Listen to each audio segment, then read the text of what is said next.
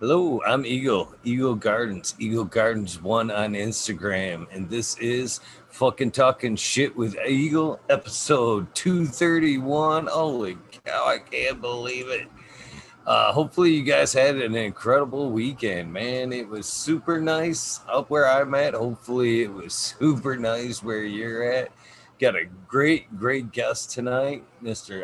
Lemon Hoko. How you doing tonight? You want to tell us how you're doing, and most importantly, where we can find you? I'm doing great, and first of all, I want to say thank you for inviting me to your show. I've been a lurker for a couple of weeks now, and I've seen a lot of people in the chat, and I'm kind of familiar with the people that on a regular basis that I see here, and you got a good crowd, and it's just a really cool atmosphere that you got here, and I'm just letting you know that I really enjoyed your show. Now, how to get a hold of me, where I'm at. The best place to get a hold of me probably is through Instagram, through at Lemonhoko Genetics, lemonhoko.genetics. If you put that into Instagram, you should be able to find me pretty easy. And if you really want to get into it and want to get on my Discord channel, just DM me on Instagram, and I'll give you the directions on how to get there.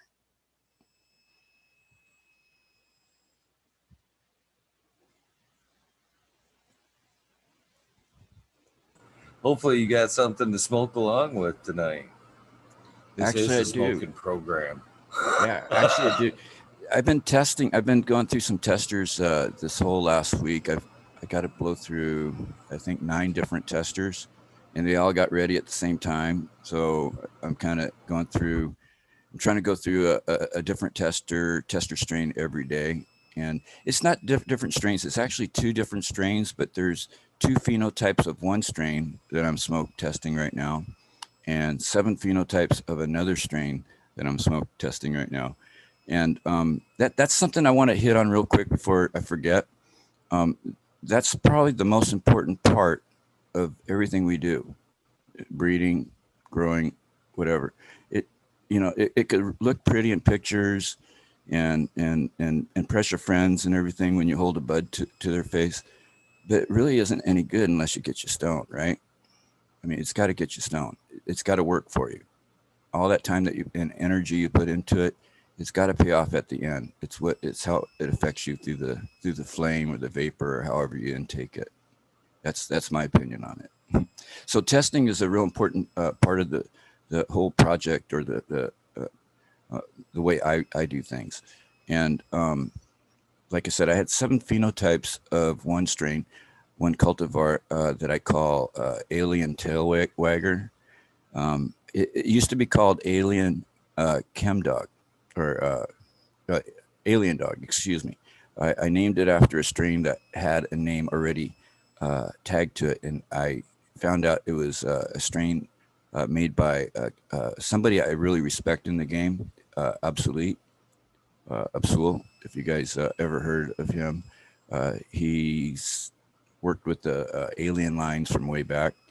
But anyways, he made the Alien Dog a long time ago. That was Alien Tech crossed to Chem D, I believe, or it was either Chem D or Chem 91. I can't remember, but that's what the Alien Dog originally was.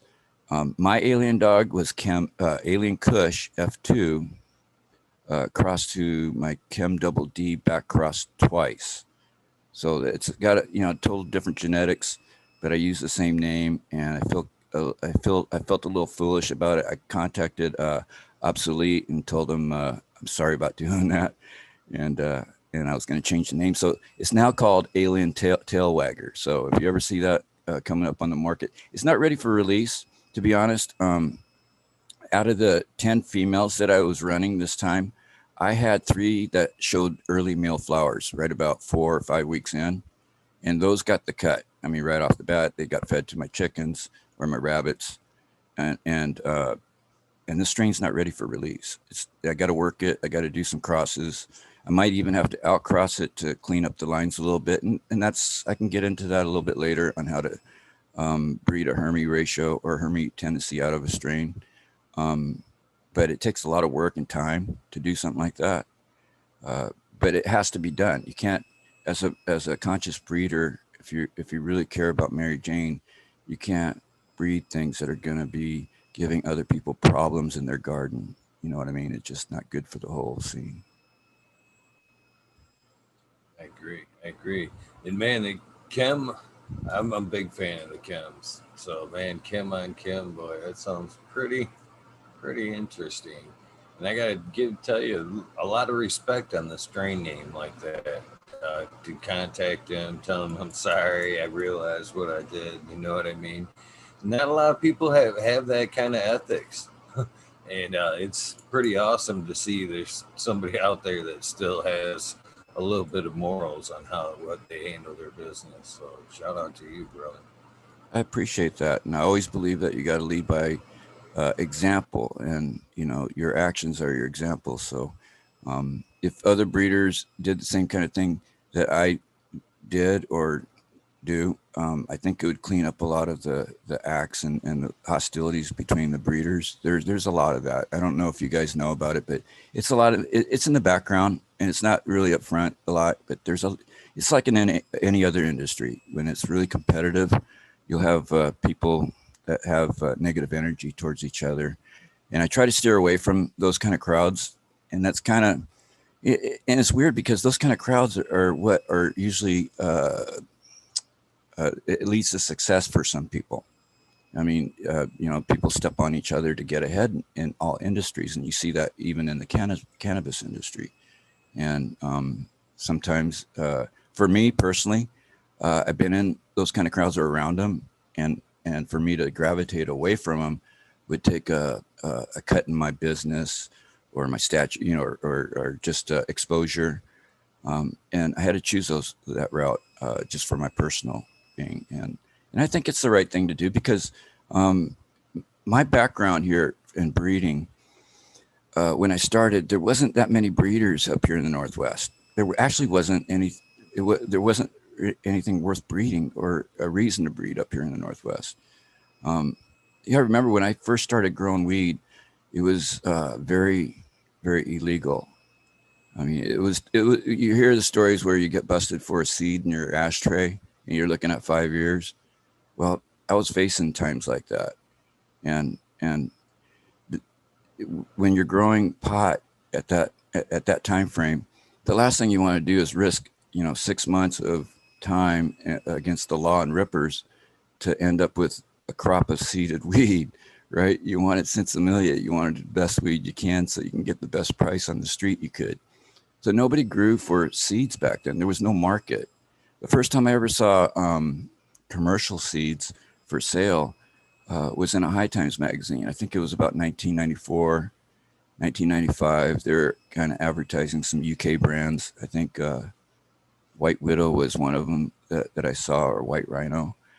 But it was really interesting to me at that time. I thought it was just a fad because at that time, if you wanted to grow, you had to get a clone from somebody.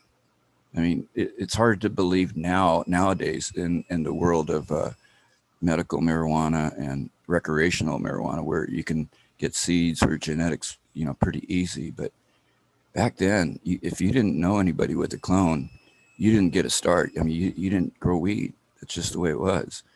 Um, and through my luck, I ran into, well, I don't know if it's called luck, good luck, or bad luck, but ever since out of high school, I was always tied into the pot scene, the people with the weed. And I was dealing weed my senior year in high school.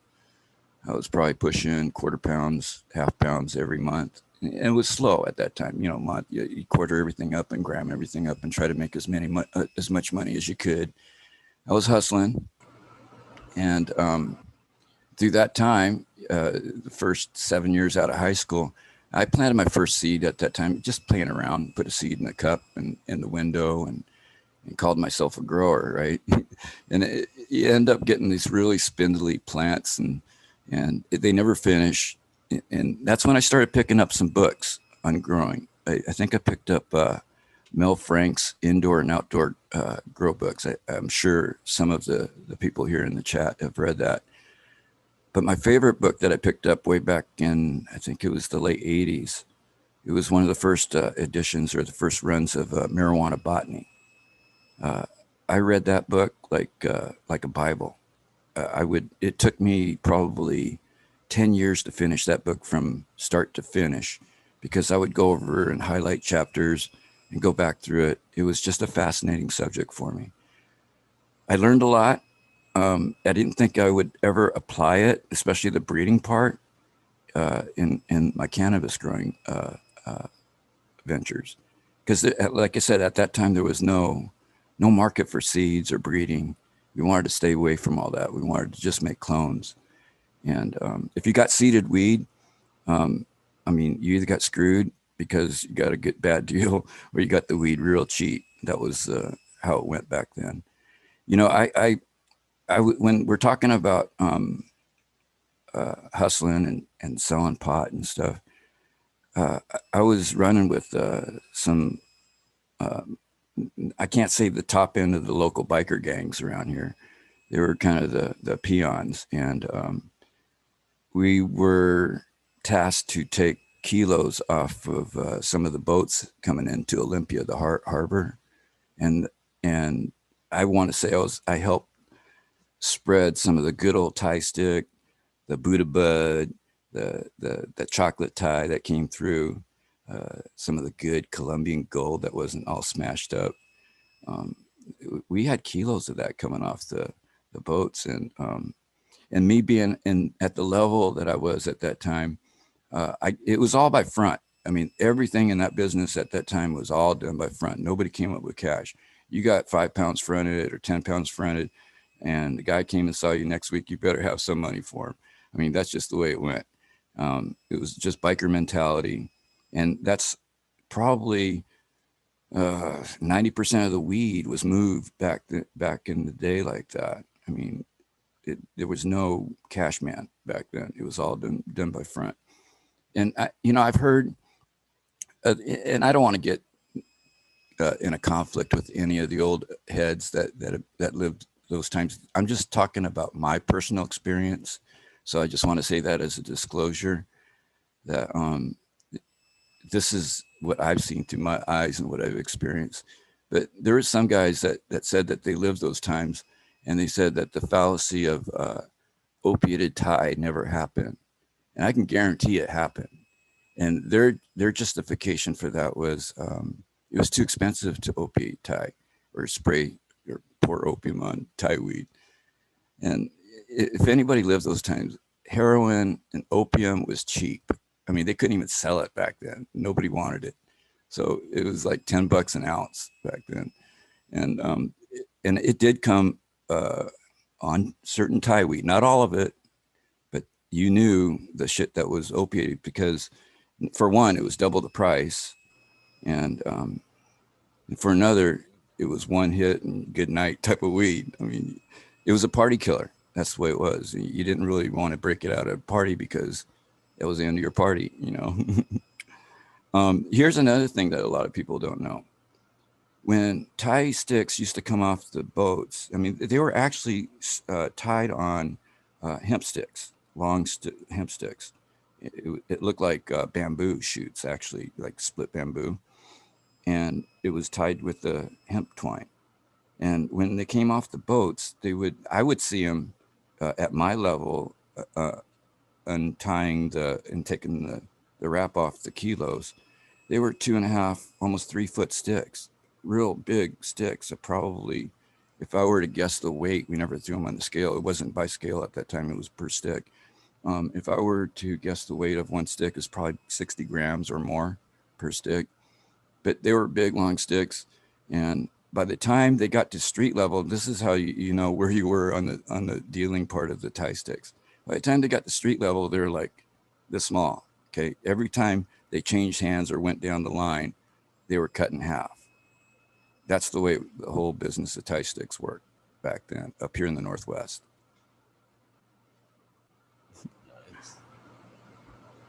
Nice. You got quite the background. I'm loving this story so far, man. Loving the story. I come from a nice hustling background, so I appreciate the hustle stories. So Well, see, what I like, what I'm really impressed with is from my past to where it's at now, how people are able to now buy it in stores in some states, grow it medically in some states, and they don't have to worry about being locked up. You know, I was locked up. I was looking at 3 felonies for growing weed, and believe me, nowadays, you know, I'm just I feel blessed that the new generation doesn't have to face those kind of crimes for what we love to do. You know, now those busts I can get into it. For every bust that I got into, like I said, 3 felony busts, they missed me at least twice. Okay, so I got them 2 to 1.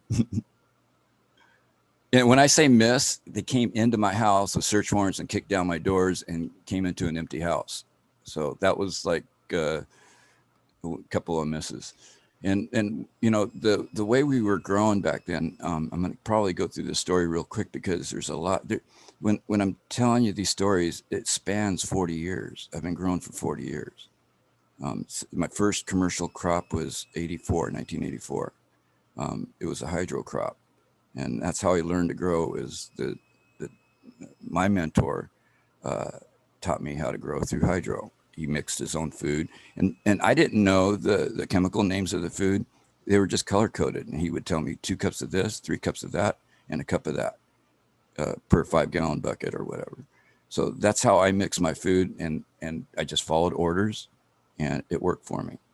Um, but spanning that 40 years of growing, we used to grow when I started off. It was one house, and I hooked up with 2 other partners, and we ended up with the system. And I did this for almost 5 years, and this was where I learned the most because I grew the most plants in my history at a single time. We would rotate through 3 rental houses at a time. I'm sure you guys heard about renting houses and uh, and moving on to another rental and so forth.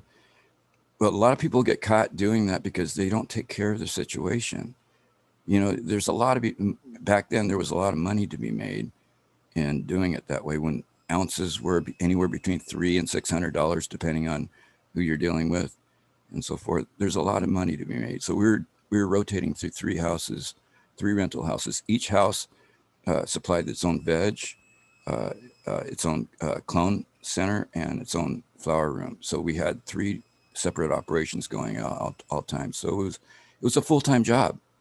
I barely got any sleep. It was working all the way through the night, mostly through the day, and you know, doing stuff like that. You have to be real professional about it. You can't let your neighbors think that you're just hippies growing weed.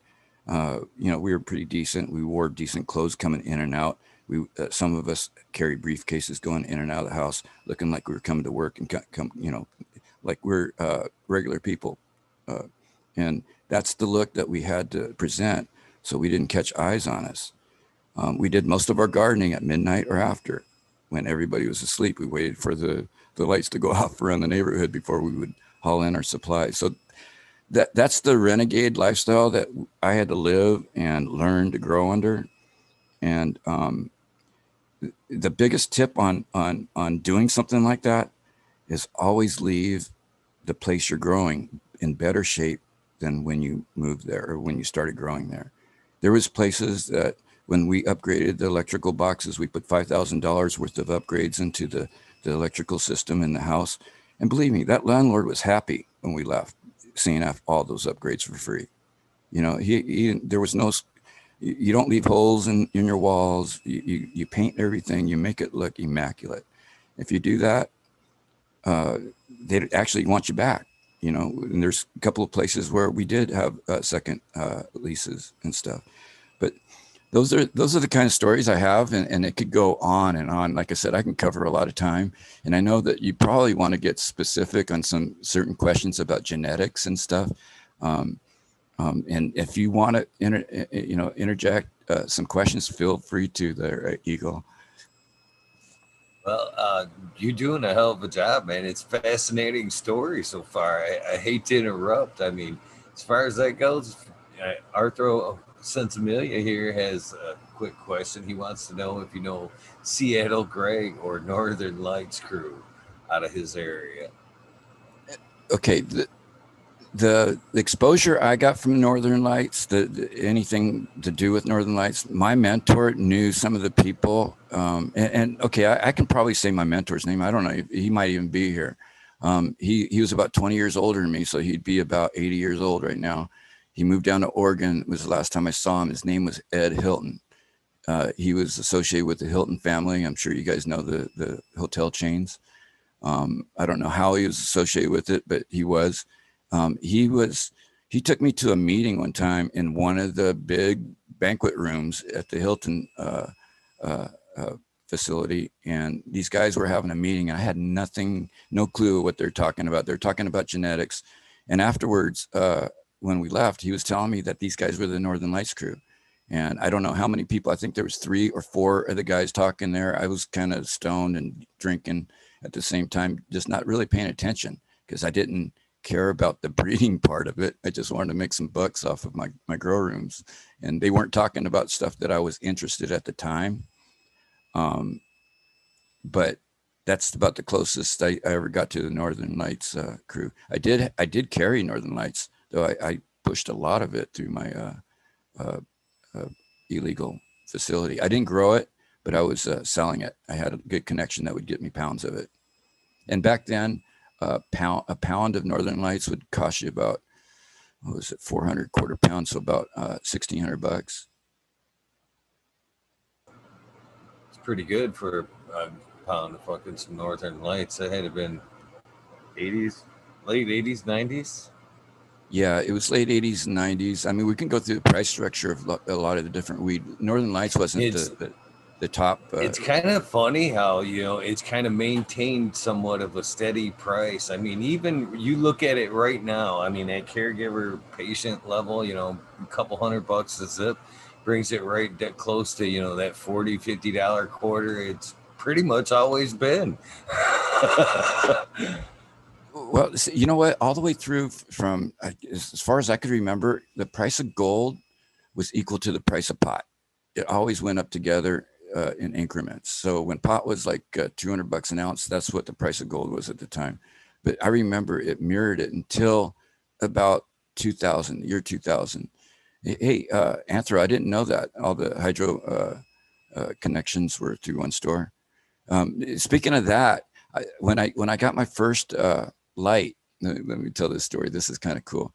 I bought it off of a hydro store on Pacific Avenue back in 1981 or 1982. It was a 400 watt halide at the time, and there was no such things as ballast or prefab ballast at the time. You had to put everything together yourself. And on the instructions, they would suggest that you put all the guts of the ballast. You would screw everything onto a piece of plywood and hang that on your wall, and it would give you a warning to stay away from that shit and don't touch it. It was an open ballast, it was just wide open with all kinds of transformers and stuff. And that was my first light, was my 400 watt halide back in 90 or 81.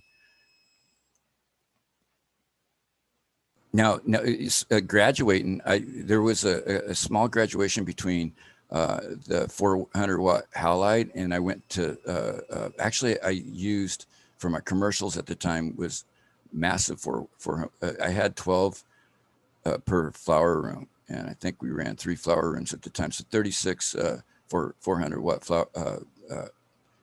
halides. And the reason why we did it was for cost efficiency versus lumens, the lumen output at the time. Yeah, shout out to Joey, Smiley, Johnny, Raptor. Man, I see all kinds of familiar names. These are the guys I chat with every time I come in and lurk with you on your channel. There you go. That's so cool.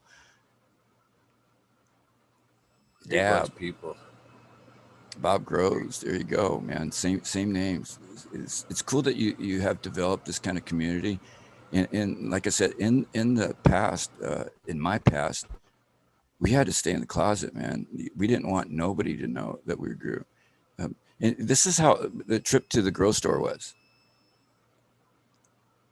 before you even pulled in the parking lot, before I pulled in the parking lot, I would make at least 2 or 3 rounds driving around, stop a block away to see if I saw any familiar cars sitting close by, cops, you know, because that's how you got busted back in the day, was through the grocery stores.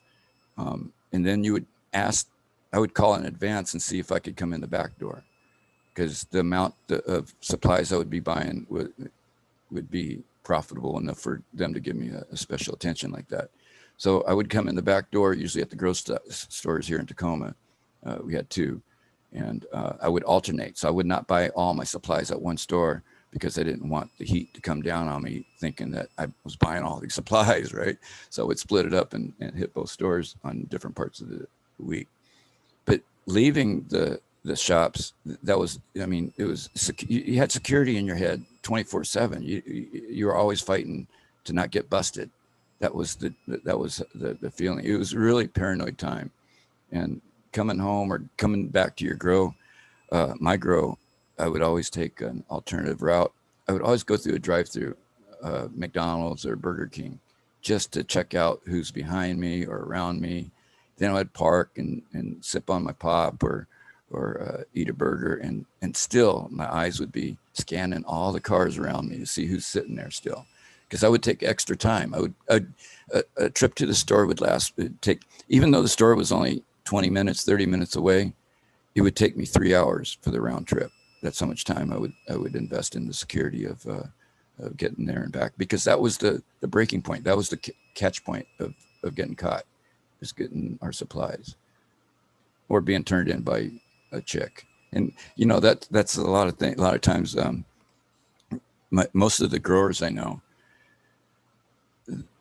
most of the people that get busted are usually because of domestic problems. And I hate to say it, but that's just it. You get in an argument, your old lady has something on you, say, I'm gonna tell the cops if I don't get it my way or whatever. Or, you know, it just happens that way. So, and you know, I'm guilty of that too. I got busted the first time because I got in an argument with the girl I was with, and she got out of my Z28. It was back in 1981 or 82, and I burned out. I was so pissed out. No, wait, this is my second bust in 88.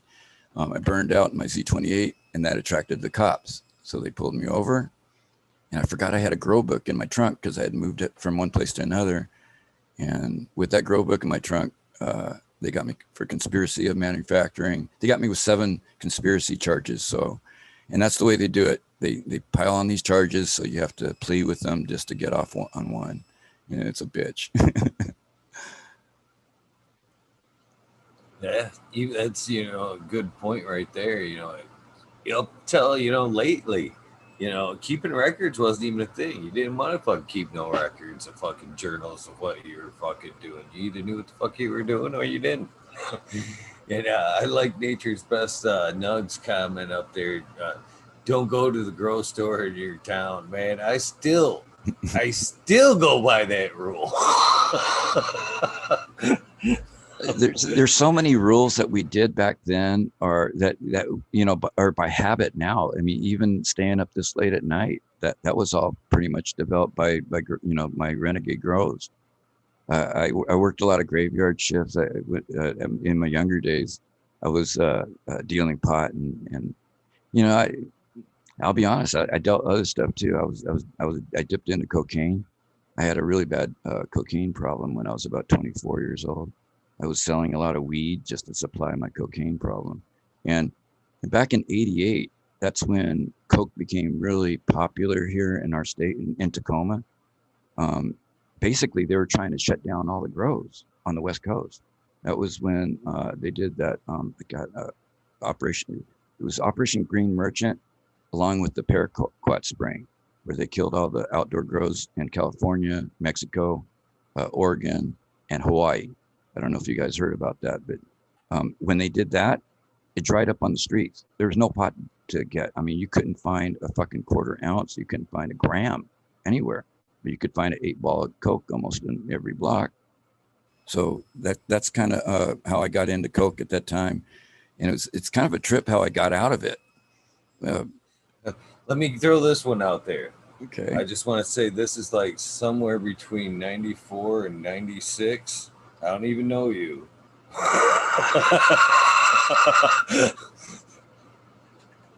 For me, it was a little bit earlier. It was between 88 and 92, somewhere around there. Fair enough. But the way I got out of it was I knew I had a problem because I was always broke looking for coke, right? And I didn't, even if we did come back into town, I wouldn't have enough money to even get started in that. So what I did was I picked up an expensive hobby to make myself broke, so I couldn't afford to buy coke. And that's the way I cold turkeyed off of it. I started racing remote control cars, and I got really heavy into remote control cars. I became a sponsored racer for one of the local racetracks around here, and I did some traveling, and it was really a fun little hobby. I got into it for about 3 years, and this is where I met my mentor, who taught me how to grow commercially. Okay. He was into remote control cars, and we started pitting together and talking about things. And then all of a sudden we started talking about pot, and I knew I could turn a lot of pot, and I knew he was growing because of the pot, because just the prices that he would throw at me. I was getting quarter pounds from him at that time for $150 a quarter pound. And I was turning around selling them for $600. So I made bank. You know, if you worked it out to 5 pounds a week, I can't even remember how much that was, but I made bank. And then I finally decided I wanted to make his money, you know, so I asked him to show me how to grow. And he showed me the plans for the hydro kit that he was running. And it's basically drain kits. And I can actually make one now. I think we used 8-inch drain pipes. You make them as long as you need them for your room. They got to have a slant back towards the catch reservoir, and on the top of those 8-inch drain pipes, we would drill 4-inch holes for the party cups that we would put in them. And on the side of the drain pipes, we'd run our water line, our black water line. I think it's 1/4-inch water line. And off that water line, we'd run drip emitters. So it was a drip system run through drain pipes.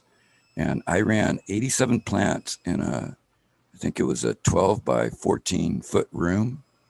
And it was more of a sea of green type of hydro kit. I would grow them up to about 2.5 foot, 2.5 to 3 foot finish. And in between my rows of pipes, I would run some dirt plants. So that room was just packed and full.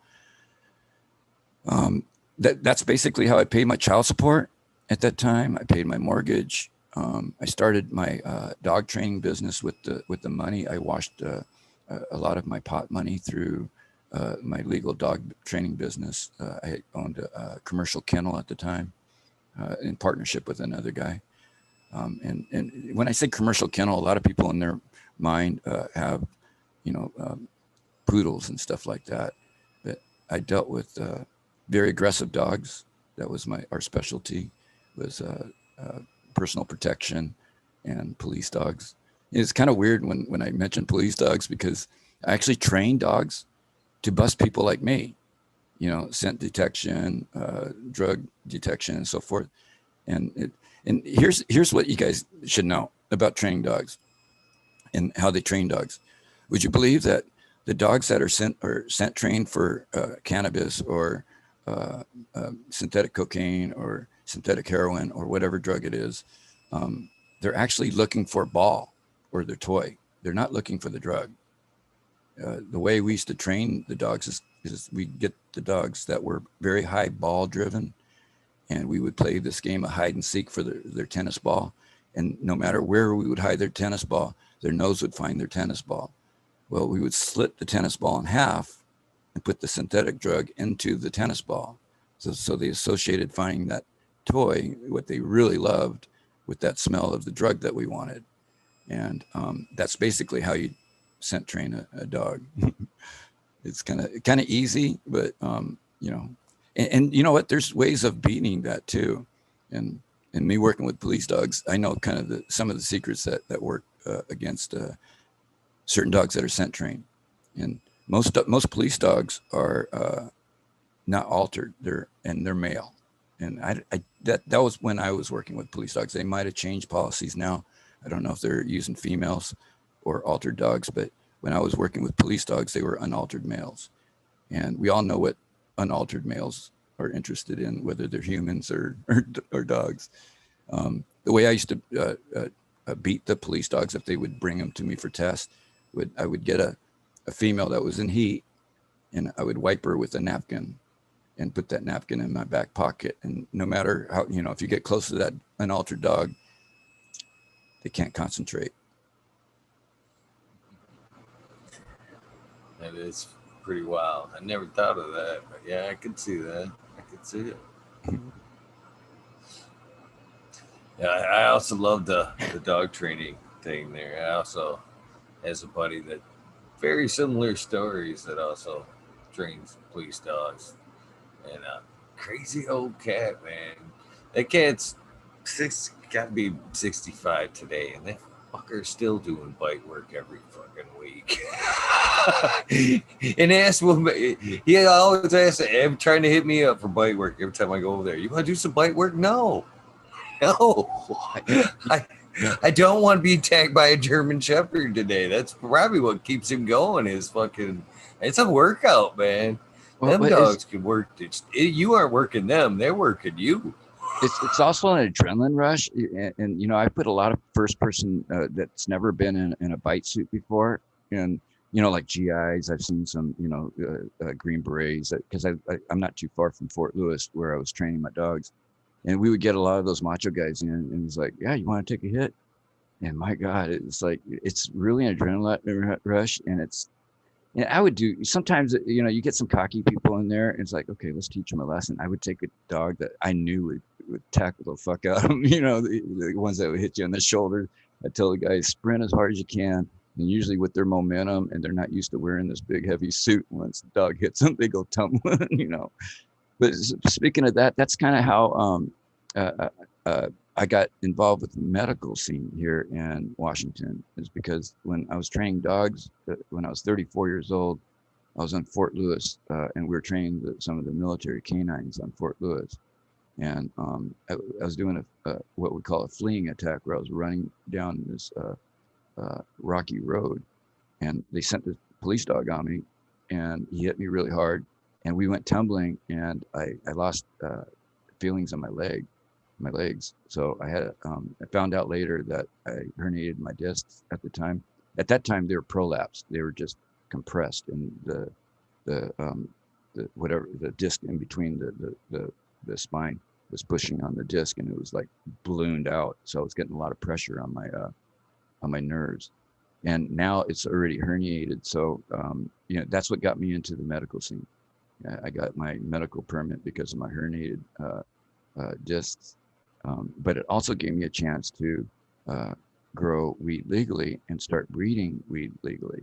And that's probably one of the best things that has ever happened to me is the medical license for marijuana. And when I talk about breeding, and I talk about my dogs, I trained dogs for probably about 25 years, but I bred Belgian Malinois for over 20 years, and specifically for certain traits, for sport, what we call sport training. I competed in a sport called French ring sport, and hopefully you guys will Google it and watch some French ring sport videos. It's really awesome to watch. French ring sport is a competition where the dog has to do obedience, and all this is off leash. There's no equipment on the dog whatsoever. The dog has to do obedience, has to do agility, search, and protection. It's sort of like Schützen, if anybody knows Schützen, but it's a very intriguing sport. But I was involved with French ring sport for quite a long time. I was actually the third American certified decoy in the U.S. for French ring sport. But as a decoy, I don't. People when I say these terminologies, I expect people to know a decoy is the person that gets in the suit and gets bit. Okay, we have to know the rules of the sport. We have to know what to do next and all that. So there's a lot to it. I had one of the biggest ring sport clubs in the United States at one time. We had over 100 dogs in our club. competing in French ring sport. I had over 50 members, and there's some people with 2 dogs, some people with 3, some people with 1. But I had people coming from, and when I live in Washington, they would travel, like from Canada. I had people coming from California to train with me, Oregon. I went to Puerto Rico 3 times and gave seminars, dog training seminars down in Puerto Rico, fully paid. I didn't pay a penny out of my pocket. And they actually wanted me to live there. They had a nice piece of property, fully paid. All I would have to do is train dogs. But I couldn't at the time because my kids were teenagers. I had full custody of my kids, and they were just going through the bad stage, getting kicked out of their high schools and stuff. But what led me into marijuana was my dog breeding. When I was breeding dogs, I bred basically all Belgian Malinois for 20 years, and it was very intriguing. It's a lot more serious than a lot of breeding aspects that you see in the dog world. It's traditional. It goes back to the European methods and how they breed. I learned a lot, and I applied a lot of what I learned from the dog breeding world to my cannabis. And in breeding, and I'm sure if you talk to 710 the other night, he'll probably tell you the same thing. Breeding's the same. It's all genetics. It's all this. It works the same in every creature. It's the same philosophy. It's the same pattern of combining DNA and your chromosomes and all that. I went to high school, and in high school I went through biology 1, 2, and 3, and I went through a couple of years of zoology, but that was over 40 years ago. So when I hear all these terminologies that these young kids are using that are still in college and stuff, I'm lost. A lot of times it's just foreign to me. But it takes a little time to start getting used to some of the terminology again. But I'm kind of just like the old layman type that just kind of tells you how it is through life. And I try to use the simplest language as possible, because a lot of the people that are growing weed aren't formally trained, and we don't know that language. So I think the best way to communicate is the way you can, as easy as possible. Now, I keep on going off track here. You're talking about my dog breeding and going into the cannabis breeding. It even goes before my dog breeding. When I was like a kid, 9, 10 years old, somewhere in there, my parents, I think it was before that, 8 years old, I got my first pair of mice, and I put them together. I had no clue what I was doing. And they had babies. And I thought that was the most coolest thing in the world. Now I got more than one pair of mice, right? So I wanted hamsters because my mice started eating its babies, and I said, I don't want to deal with this shit, because I'd wake up and see half a mouse, the dead baby mouse in the cage. So I got hamsters because I read and heard that they were better parents than mice, and it worked out to be true. I started breeding hamsters. That's where I really started being fascinated about genetics, because I had a golden hamster and an albino hamster, and the golden hamster is a brown hamster, and an albino, I'm sure you guys know, is a white hamster with red eyes, no pigment. And when you cross the two, as a kid, I'm thinking we're going to get a cream hamster, right? Golden and just going to be a cream. It never worked out that way. And that's what got me puzzled, and I had to find out why. So I started picking up books from the library, at school, and anything I could read on genetics. And the best source of information at that time was pet care books, believe it or not. The books that you would pick up for reptiles, for birds, for hamsters at the pet store, they would have a little section about breeding, and some of them would get a little bit more intricate about the information than the general breeding information you would see in a lot of basic books. And that led me to guppies. When my dad was in the Air Force, so every 2 years we kind of moved to different places. When we went down to Florida, we had this. I lived about 50 yards from the bay, right by Panama City, and I had a chance to catch wild caught guppies. And here's my next project. And I don't know if anybody knows what wild guppies look like. They're far from what you get from the store. They're very bland looking. They're brown. They just look like a little brown minnow. And I was catching those out of the stream. And for some reason or another, I thought, well, I can breed them and somehow or another make fantails and make big money out of them, right? So I started catching them and breeding them. I ended up with like 5 tanks in my bedroom, and this is all money that I would get from selling baby guppies back to the pet shops at the time. So I would increase my tank space by selling baby guppies back to the, and I ended up figuring out how to cross to make fantails. My favorite color at that time was blue and gold, and those sold very well. So I found out which parents to cross. I started studying more about genetics, and it's just been a hobby since I was a kid. I bred everything from guppies, hamsters, reptiles, birds, betas, fighting betas. Have you guys seen those? Me and a friend of mine, we used to sit around and drink beers and have a glass jar in the middle, and we would at first we would buy a dozen betas from the pet stores, and we would throw a male beta in there and fight them to see which was going to win. Then we would keep the winners and then match each other again, and we would bet, through that.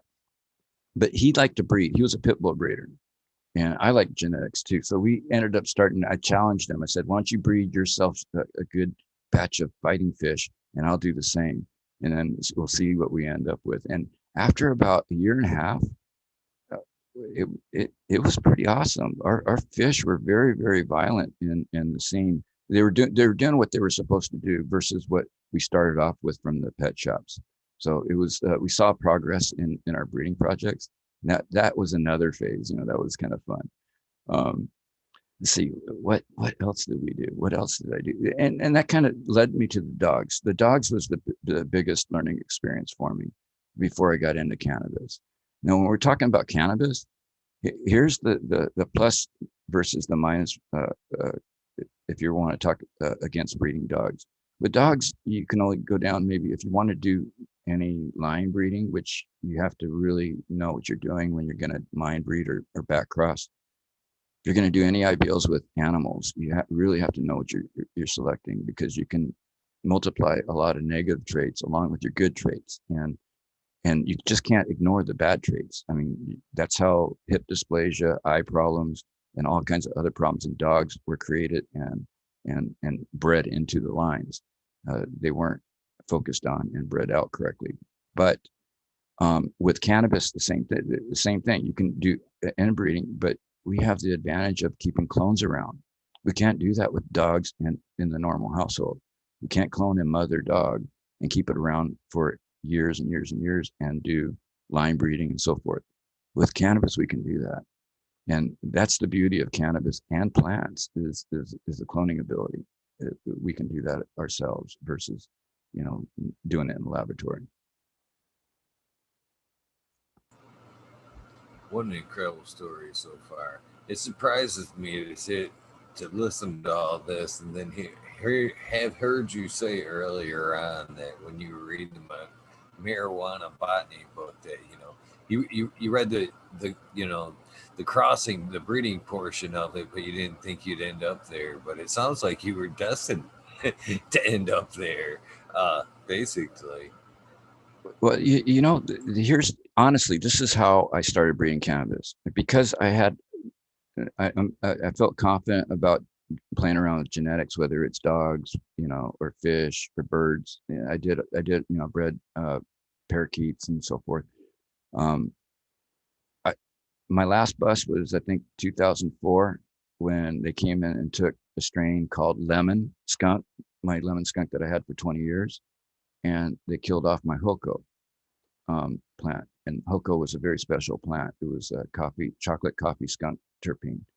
Um, it had it had the taste and the effect of the old Maui Wowie, the electrical high that you hear about.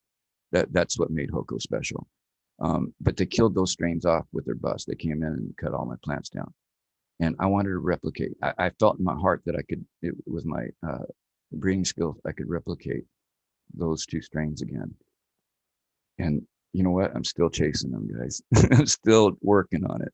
Hoko I'm still chasing the real Maui. I got it to where a few years ago, I found out that the uncles in Hawaii changed the real Maui's identity to a different name, and it's not Maui Wowie anymore. They call it Island Blood. So if anybody has a line on Island Blood, please let me know. I've been chasing that for about 12 years. And also, the lemon skunk that I had I sprouted that by seed. I popped over 300 seeds to find that one particular plant. And haven't found, I've grew out other people's DNA's lemon skunk. I grew out all kinds of different lemon skunks, and they're not anything close to what I had. And my lemon skunk was more leaning towards roadkill skunk with a touch of lemon on it. And that's it. I couldn't keep that in stock. I was selling that for $800 a quarter pound when everything else on the market was $6. Sounds incredible. I mean, if anybody would uncover some roadkill right now, I think they would be a very, a very, very well-to-do man. I still believe it's out there. It's just hard to find. It's just because there wasn't a lot of breeding back then when roadkill skunk was out. It was pretty much spread by clone only. But I think that there was some Hermes or some crosses that were made to it by somebody. So there's got it. And also my theory on that is if it was found once, it's out there. It can be found again. Every terpene, it can be found again. You know, me and Genetic Memory Farms talked about the skunk one night when he was on here, and we both kind of came to the same kind of conclusion. There is maybe, because it had been outside and an outdoor strain for so long, and had been used to pests of all sorts, and developed that terpene smell, obviously, to keep animals away, to keep other animals or animals at bay there.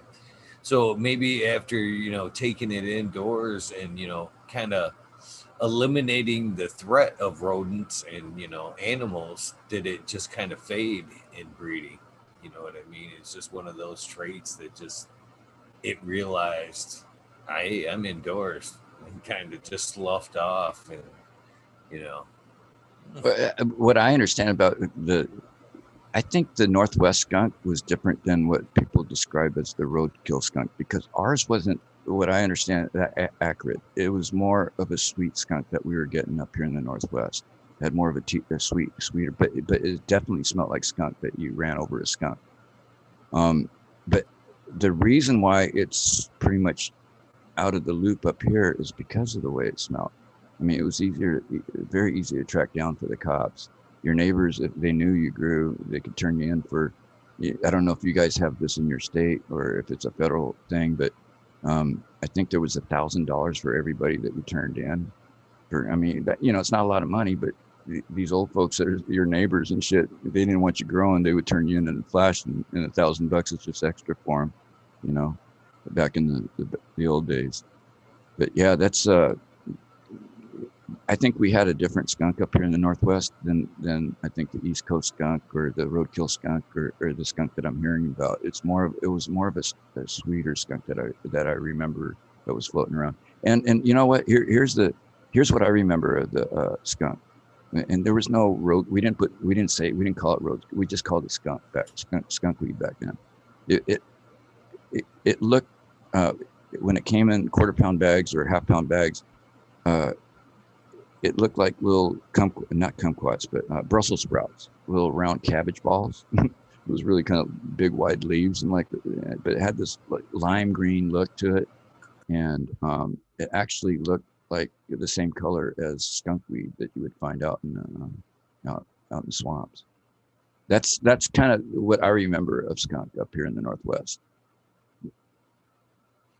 When I think about skunk, especially roadkill describes it accurately. It's nothing sweet about it, just nose burning. Something that was just pungent, very pungent when you entered the room. You couldn't even hide it. You know what I mean? You couldn't even cap it. You couldn't even put it in a cooler for transportation. It was there. It was just there. Oh yeah, especially on foggy days when you drive down the block, where I was growing, It was like I would pull in about 4 blocks away from home, and I could already smell especially when you're in, peak flower, you can already smell your grow. And it's like, oh shit, I'm gonna get busted. And I had everything vented and filtered. I used to use all the big the big can filters and shit like that. And I'm so glad I don't have to do that now. Being legal, it just takes the big headache away from being and paranoia, and you don't have to be paranoid and looking out your windows. Back in the day, we didn't board off our windows. The way we made it look like we were not growing was we would build a box behind the curtain and the window so people could see the curtain still from the window. So it would just block out the light of the grow room. So that's how we kind of did things back then. I've actually painted windows black. Just painted them black. That's when at one point in time when cops saw like aluminum foil or paint on your windows, that was enough probable cause for them to come in with a search warrant here in our area. The judges were really assholes about that. When I lost my strains in 2004, right around there, when I started picking up strains, I picked up a lot of strains from the UK. I was buying strains from Attitude Seed Bank. I was going to Seed Bay. I was buying off the auctions. I was shopping at THC Farmer. I was investing a lot of money in the seeds. I had probably, I don't know, $20,000-$30,000 worth of seeds at that point in time. And then I started focusing. I wanted to grow just American seeds. There was a thing about, and I'm not going to get into it too heavy here because it's kind of controversial. It's what they call the Frankenstein gene. It was rumored to have been installed in a lot of the UK genetics. And I saw a little bit of evidence in that out of some of the seeds I bought. So I just chose to chuck all my UK seeds and just grow purely American or other type of seeds. And I've been pretty happy with it. The seeds that I've been growing, or the strains I've been growing and concentrating on, primarily is like the DJ Short blueberry. I think that's, everybody knows what that is. The particular phenotype that I concentrated on was the rare sativa phenotype. It's there's not too many people that have the sativa blueberry. It has a totally different effect. I was told the terpenes are a lot different than the Kush blueberry or the hybrid. So I knew that I had something special back in 2004, 2005 with that. I actually had that blueberry. I didn't originally pop the seeds. A buddy of mine did. He got them in '99. And he found, I think, 7 different phenols out of that. And that was the only sativa phenol. And he kept the sativa and passed it on to me after my bust. And I started growing it, and I was really impressed with it. And I made the first cross with it to, actually, I made a lot of test crosses. I used Airborne's, I don't know if you guys know a breeder. He's an old breeder. He was pretty popular back in the day. He went by the name of Airborne. He actually had a blueberry line that was pretty popular. It kind of rivaled DJ Short at the time. So I used Airborne's blueberry male and crossed it back to DJ Short's sativa female. That was the very first batch of seeds ever made with that 99 blueberry. And I grew out the offspring, and oh my God, it was a fucking mess, if I could say that. I had like an 80% Hermy ratio on that first batch of seeds. I almost gave up breeding. It's like, it's not worth it, man. Everything that I'm going to breed is going to be Hermy out of these. But I tested it again. That female I bred to a strain called White Indica by Ceres Seed, CERES. And that was a UK strain, but because it was an indica and it was really close to landrace, is what I found out. And that's the only reason I used it. And no, there's 2 reasons why I used that strain. It's because it was close to landrace and because it was not overpowering in its terpene. I didn't care about the structure at the time because I could fix that later through selection. But the terpene right off the bat, it had to take second fiddle to the blueberry. terpene. I didn't want it to overpower the blueberry terpene. And when I ran the cross and I grew out the offspring, I found it really interesting. It had the blueberry terpene did push through, but it also had a little piney scent to it. And I didn't, but everything was, I wasn't happy with the structure or anything. So I wanted to explore even deeper. So I made F2s out of that cross, and I still wasn't happy. I didn't find anything special that I deemed special, really, really full of resin and something I would like to smoke. So I made F3s with that cross, and I took it all the way down to F4 before I found the special girl. Okay, and that was the mama blueberry F4. Okay, that's how the Berry White started. You know, I don't know if anybody knows this, but I made Berry White back in 2007, and the guys from there's some guys from California take credit for it by saying they made it. So, but anyways, I made it back in 2007 by crossing blueberry with white indica. I didn't release the seeds at that time because that was a hybrid. It wasn't a purebred strain, in my opinion. So what I did was I took Berry White and I crossed it to an OG Rascal cross, Fire Alien OG, only because I like the OG taste and I wanted to put that a little bit of OG into the mix there. And I wanted to see how dominant OG would be versus the berry. So I crossed the Fire Alien OG to the Berry White. This is a strain I called Bog ET. And if people know and they know my lines, they'll see and remember the name Bog ET. I specifically made Bog ET for the male aspect of throwing back to Berry White and blueberry. Only because I had loaded half of Bog ET was half blueberry, with 30% blueberry, with the other percentage being white indica and Fire Alien OG. So when I crossed Bog ET, when I made Bog ET, I bred that back to Berry White. That was my Berry White back cross. And by percentages, I got the terpene I wanted from Berry White because I used Berry White to cross into Fire Alien, then back to Berry White. So I got Berry White locked in about 60 to 70% on the first back cross. And that's where I am when I released the first Berry White. Now, I did release a Berry White IVL about a month ago. That's totally different. What I did was I took that Berry White, the mama Berry White, and I bred blueberry back cross 3 back to Berry White. And you say, why is that an IVL? Well, blueberry back cross 3 has Berry White in it. That's how I made the blueberry back cross.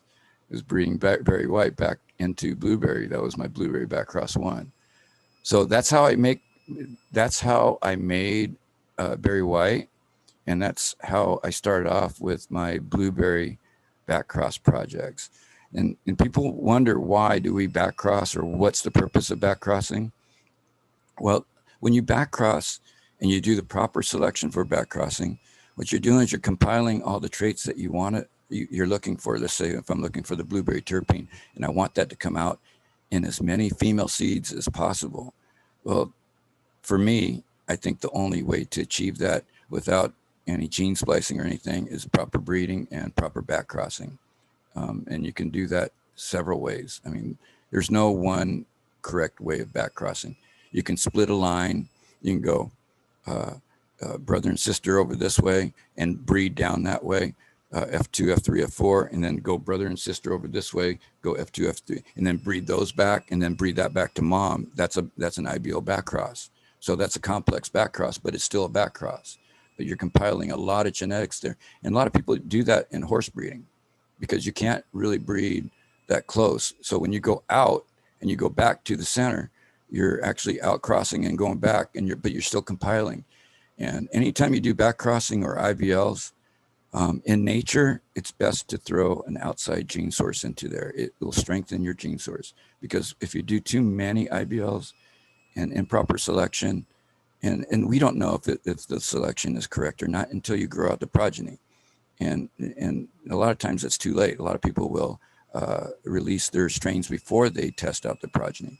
So if you do everything correct, it takes a lot of time, and you'll see that in crossing and back crossing will sometimes weaken the line that you're trying to strengthen.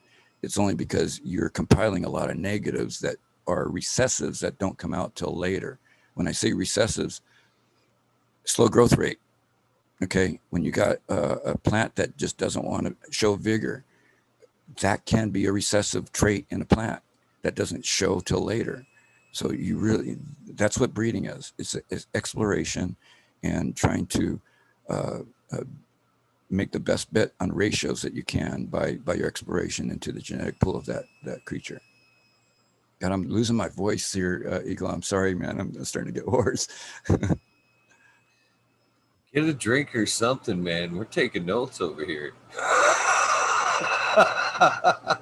Well, I appreciate it. I appreciate you letting me share a lot of this stuff. It's been, people have asked me if I would write a book, but I don't feel like I'm at that point to where I'm able to write a book because I don't have the formal schooling. Like I said, I'm not college educated, but I do have a life's worth of experience that I love sharing, especially for the next generation.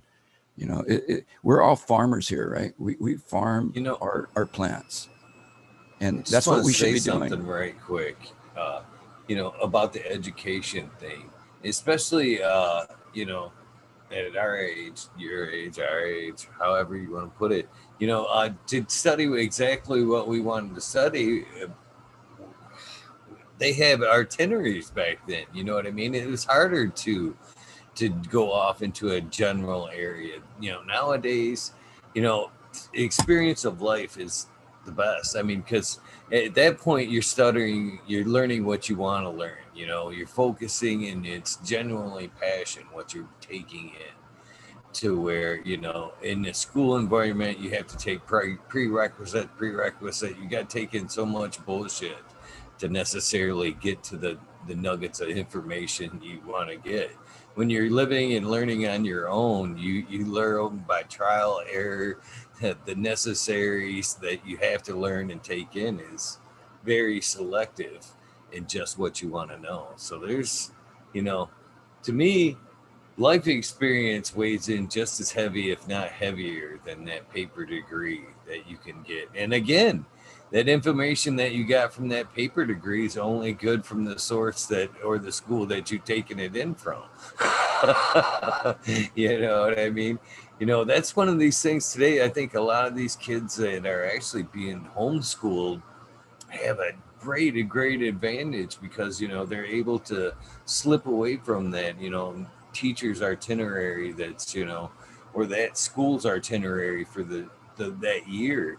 They're selecting exactly what's interesting them, even though it may not be, where they're going to be that next step in life, because we're constantly, this, you got to be studying. Well, how many times have, any one of us changed the course of our lives? You know what I mean?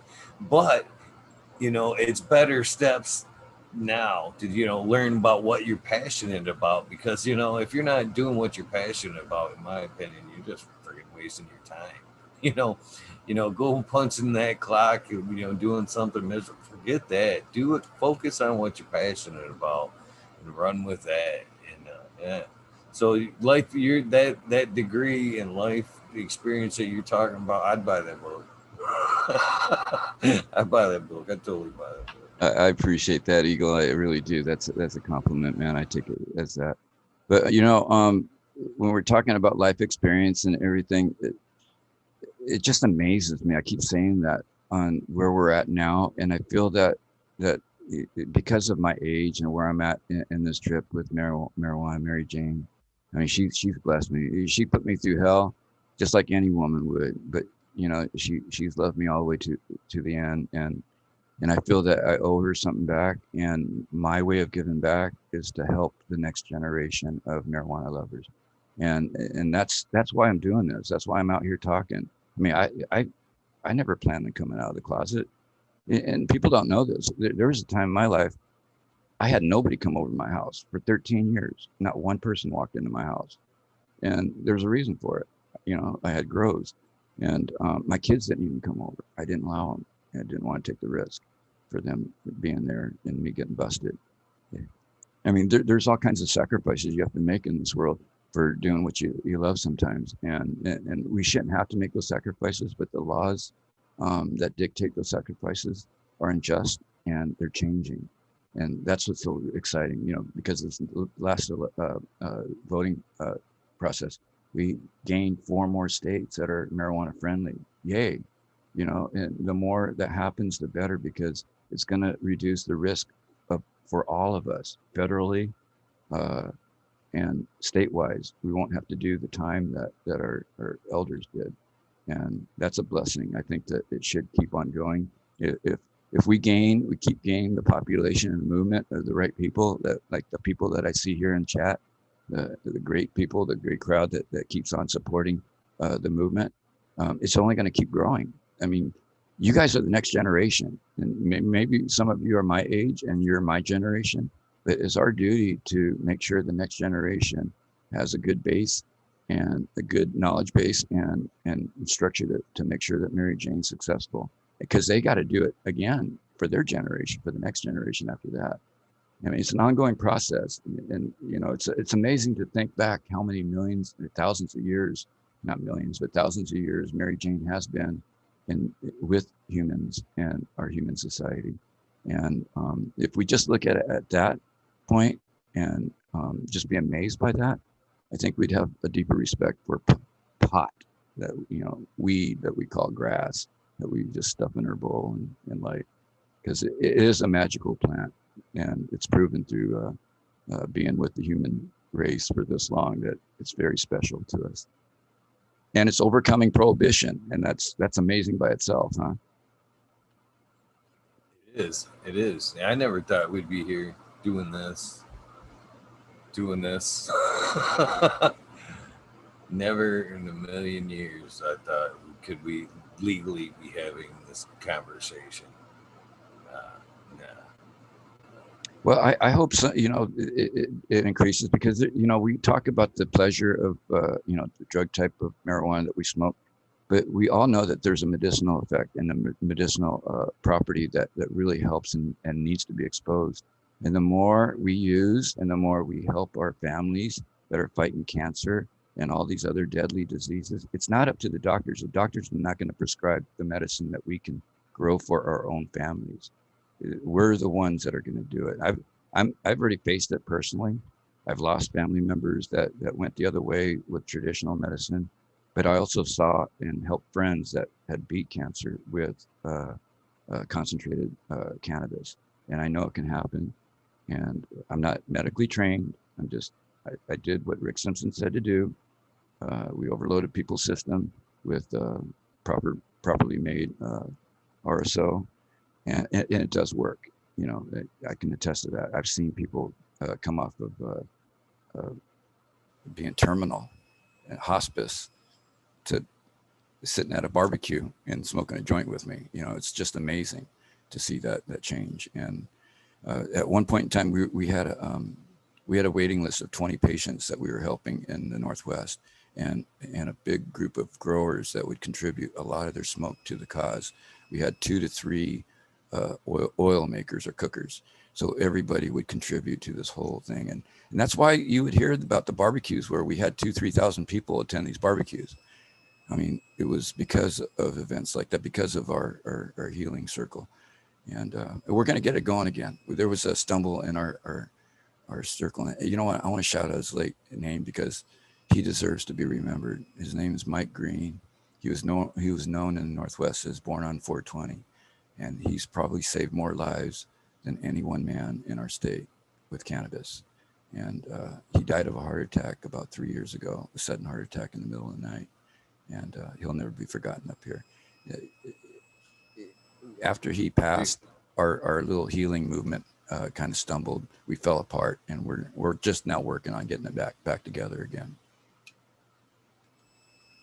Sorry for your loss, brother.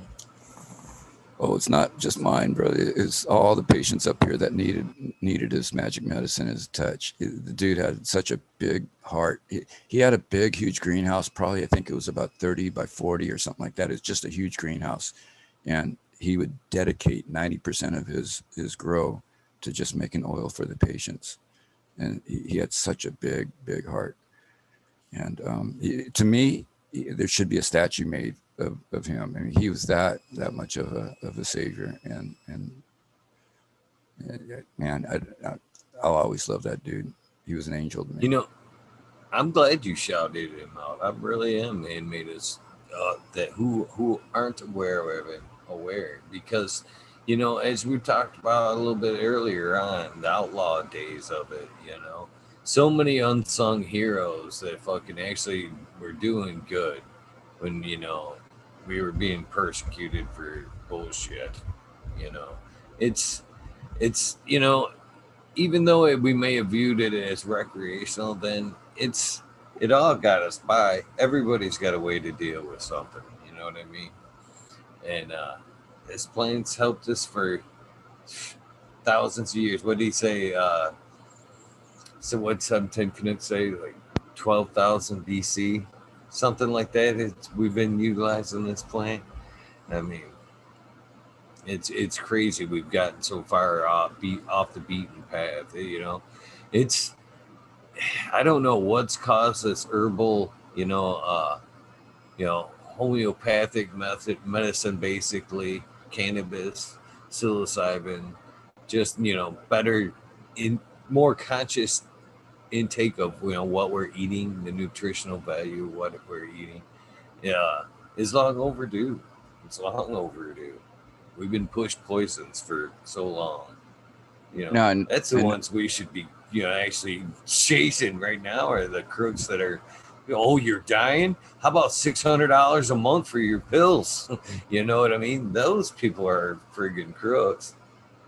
yeah, I want to touch on my blueberry a little bit, because that's been my pride and joy. The two strains I probably put the most work into is the blueberry, the sativa 99 blueberry, and the Chem Double D.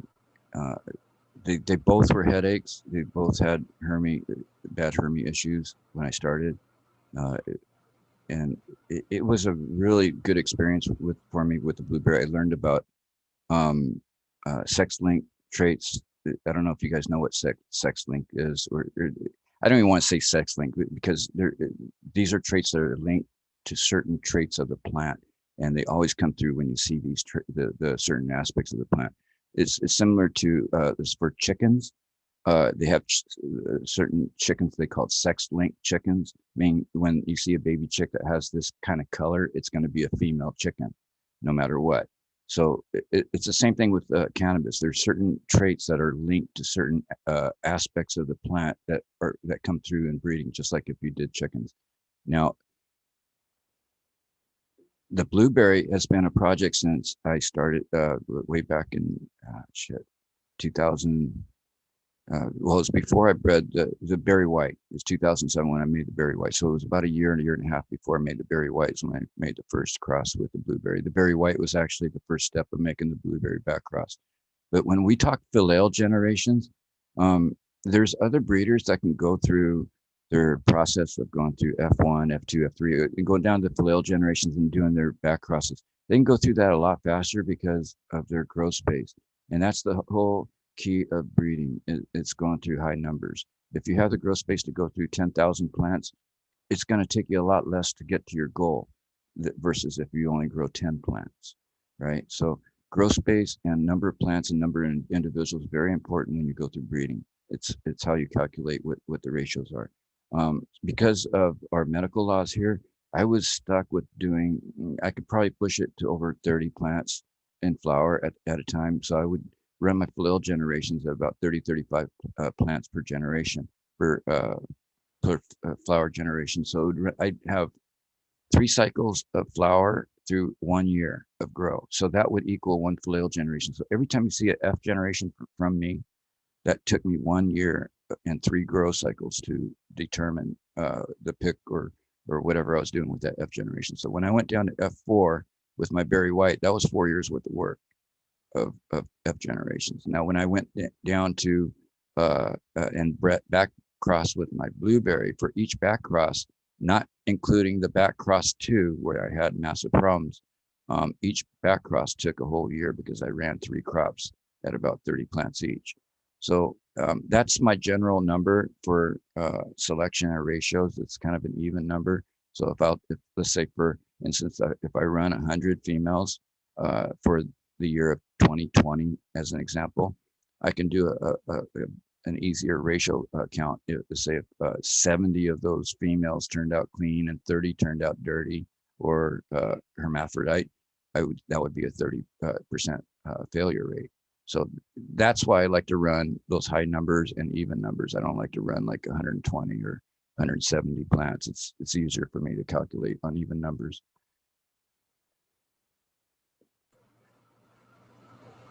So what makes the blueberry so special to you?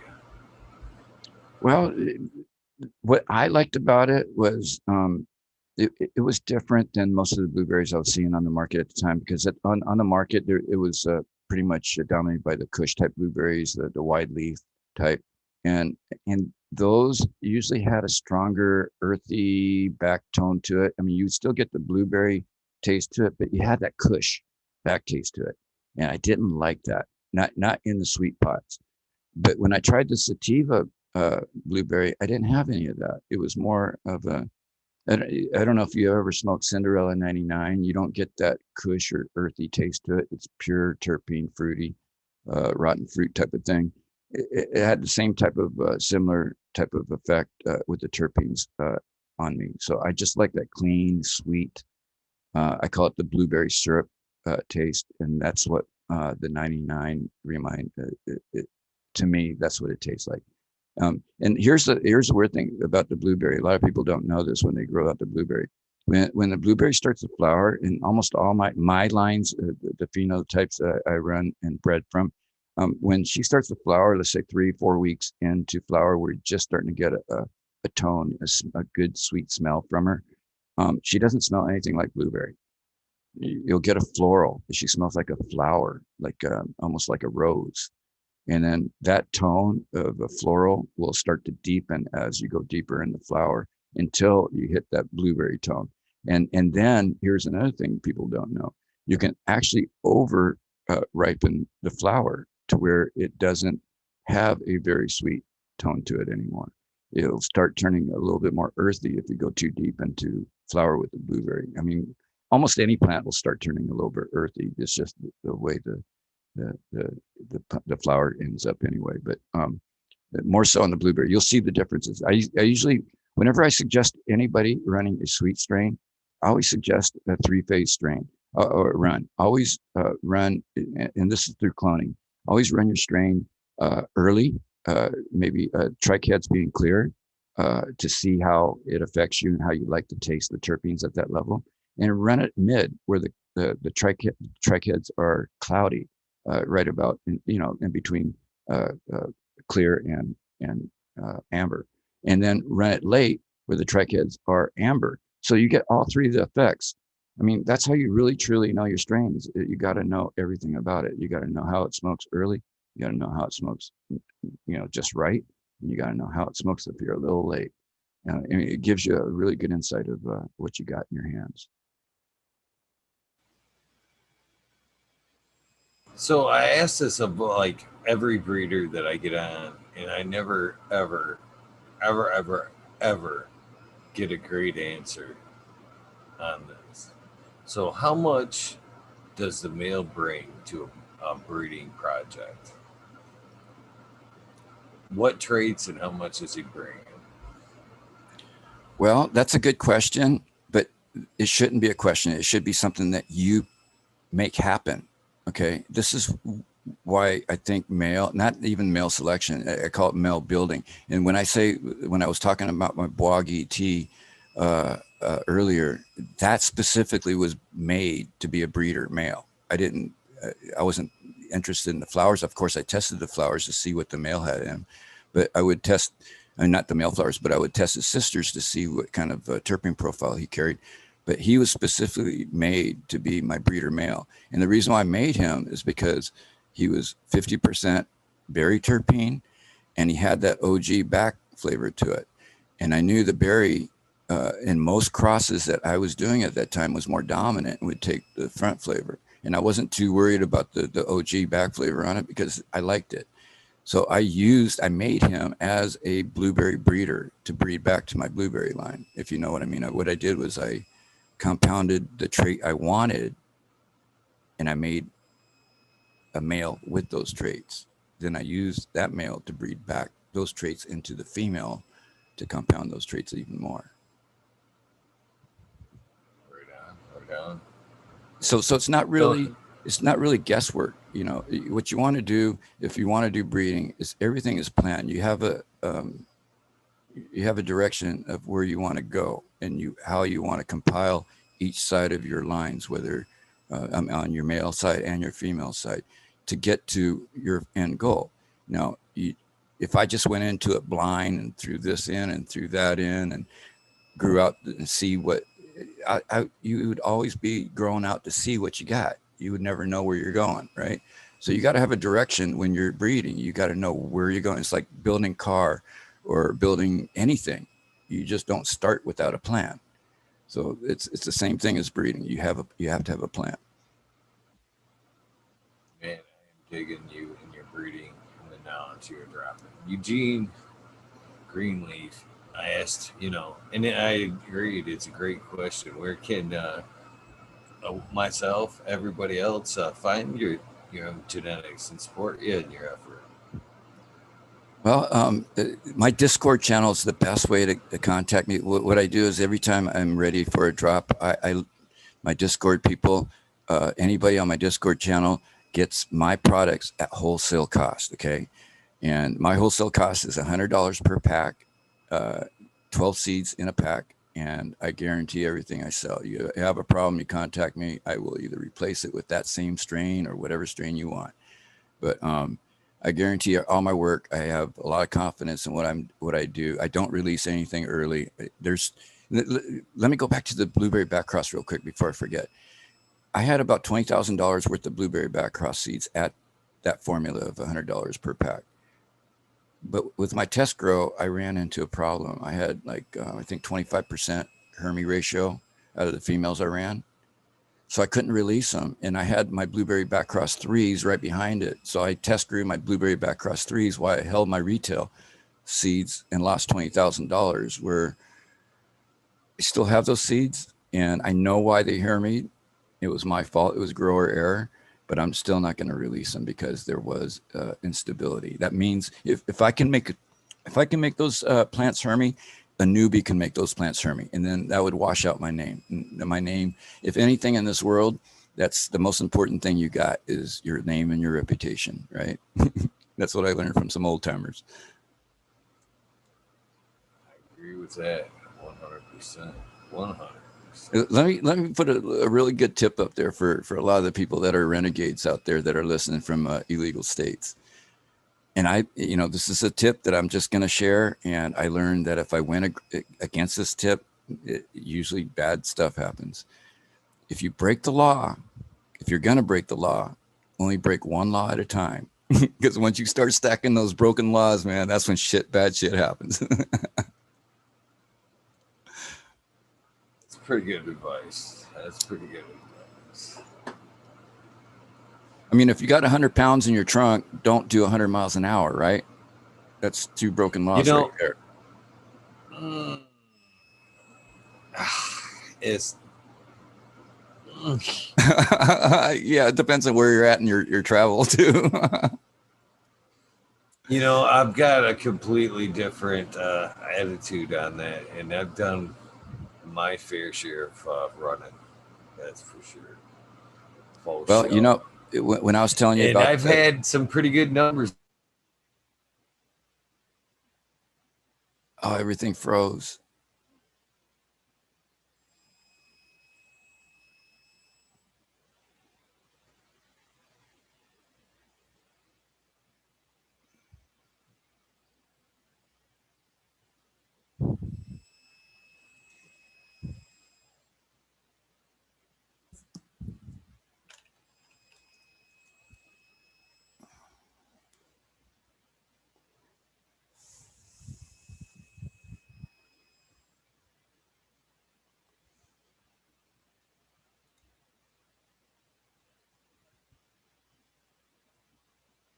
Can you guys hear me?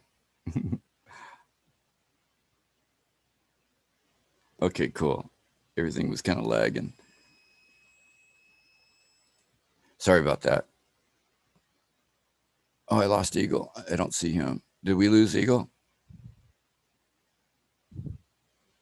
Oh, Eagle. Okay, that's what happened. He lost connection. It jumped over to me. Okay, it's my show. Who wants to be the guest? I hear him. Okay, cool. Everything's kind of lagging. Oh man, I gotta turn that off. Okay, yeah. He told me this might happen, guys. But anyways, hey, I'll just keep on rambling if that's cool. Let's see. Let's talk about what I was going to get into. Talking about the 100 miles an hour and shit. You know, we called it the shotgun run. It was a suicide run when I was talking about going to get that Thai weed and shit with the bikers. A lot of times we would run down to Olympia in a Thunderbird or not a T-Bird. Yeah, it was the Smokey the Bandit car, the Firebird. Yeah, but that was the Trans Am. There you go. I remember that 400. It had a 400 in it, Pontiac 400. But we would fly down to Olympia in that thing going 100 miles an hour, and we'd have one guy and you know what? This is bad stuff. I don't want anybody to think that or glorify it. We call it the suicide run because we were not going to stop for anything, and that was the orders. And those are some crazy ass days back then.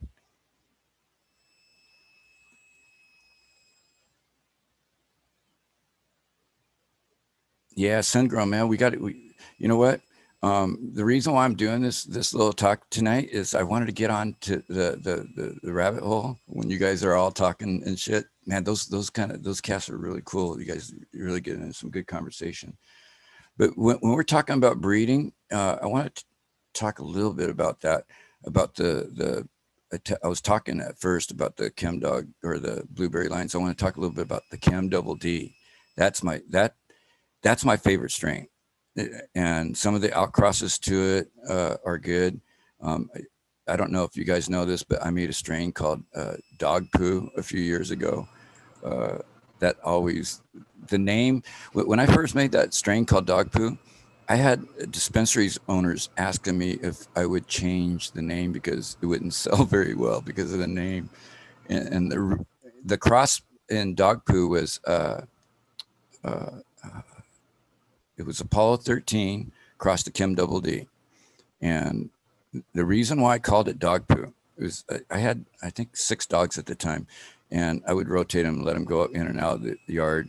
And I went into my grow room, my flower room, and I smelled some dog shit. And it's like, what the hell? So I checked my shoes and it was nothing. And it's like, man, it's got to be some dog poop around here somewhere. So that smell just kept on getting to me, and I tracked it to this one corner, and that's where my the Apollo 13 Chem Dog double D was being grown. I was like, holy shit, okay, it smelled like dog shit. So I didn't want to put that out there because it wouldn't sell very well if I put the word shit in there. And there was already a dog shit, I think, already in the Puget Sound a long time ago. So I didn't want to copy that name. So I named it Dog Poo, and it became a real big hit locally in the medical market. There was probably 4 or 5 really famous phenos that people found and started selling clones of at the farmers markets and stuff. It was kind of cool to see everybody label their clone of dog poo. This is Scott's cut or Greg's cut, and it was kind of cool to see that.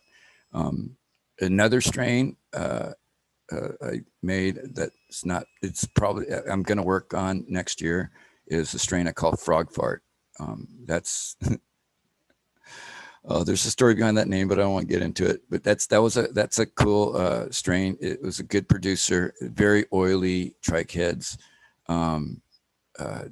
stony, really good tasting weed. It was crossed. It was Bog ET. I told you guys about Bog ET, which is Berry White, Fire Alien OG, crossed to Stardog Backcross 2. I got JJ Stardog Backcross from an auction at THC Farmer. And what I did was, as soon as I loved the Stardog, I found a keeper female out of it. And I made F2s out of that Backcross 1. And out of the F2s, because the Star Dog is so finely bred and JJ did really good work on it, I didn't have to go down the Philale generations to really explore those lines, because everything showed right there in the Backcross 1, pretty much. So I took the Backcross 1 F2 male, actually 2 males, and I doused a female, my keeper female, with it, and made BX2 seeds. And I did some test grows with that, and found out that that was a very good strain. And I used that, the males out of that, as a lot of my into a lot of my crosses. Dogon is another one of my crosses that I used Star Dog Backcross 2 in. I don't know if you guys heard about Dogon. Chem Double D, I think BX2 was the mom side, and Dogon is a very special strain. That's going to be another. I figure I got about 20 years left to do breeding with cannabis and stuff, and then that's probably going to be it for me at the most. I have a couple of projects I want to finish. I'll be finishing the blueberry this spring with the last backcross. It will be backcross 4 times, which we in the industry call it cubed. And it's pretty much stacking the genetics up to where it's about 90% homogeneous, where it's almost purebred. Everything's going to be very uniform in growth. And I'm seeing that now. I'm getting about 80% of that now. But that's one of the projects I want to finish. The Berry White project I want to cube. It's going to take a couple more years to finish that. The Chem Double D backcross, I'm on BX3 now. I'm going to make BX3 this spring. So as soon as I do 2 more backcrosses and selections, that's about a year and a half down the road, I should be done with that project. So that'll be 3 projects that I pretty much backcrossed all the way to cube. And then as soon as I get done with that, that's where I'll finish up some of my long-term projects, like the dog poo. I already made, I got a strain called the double dog poo, which I took the dog poo and I crossed it. It's actually a Chem Double D IVL, because it's got double D in it twice. But I hit the Chem Double D back to the dog poo, and I'm running testers of it now. So if those turn out pretty good, I might release those. Yeah, that's the one. Frog farts on the American one.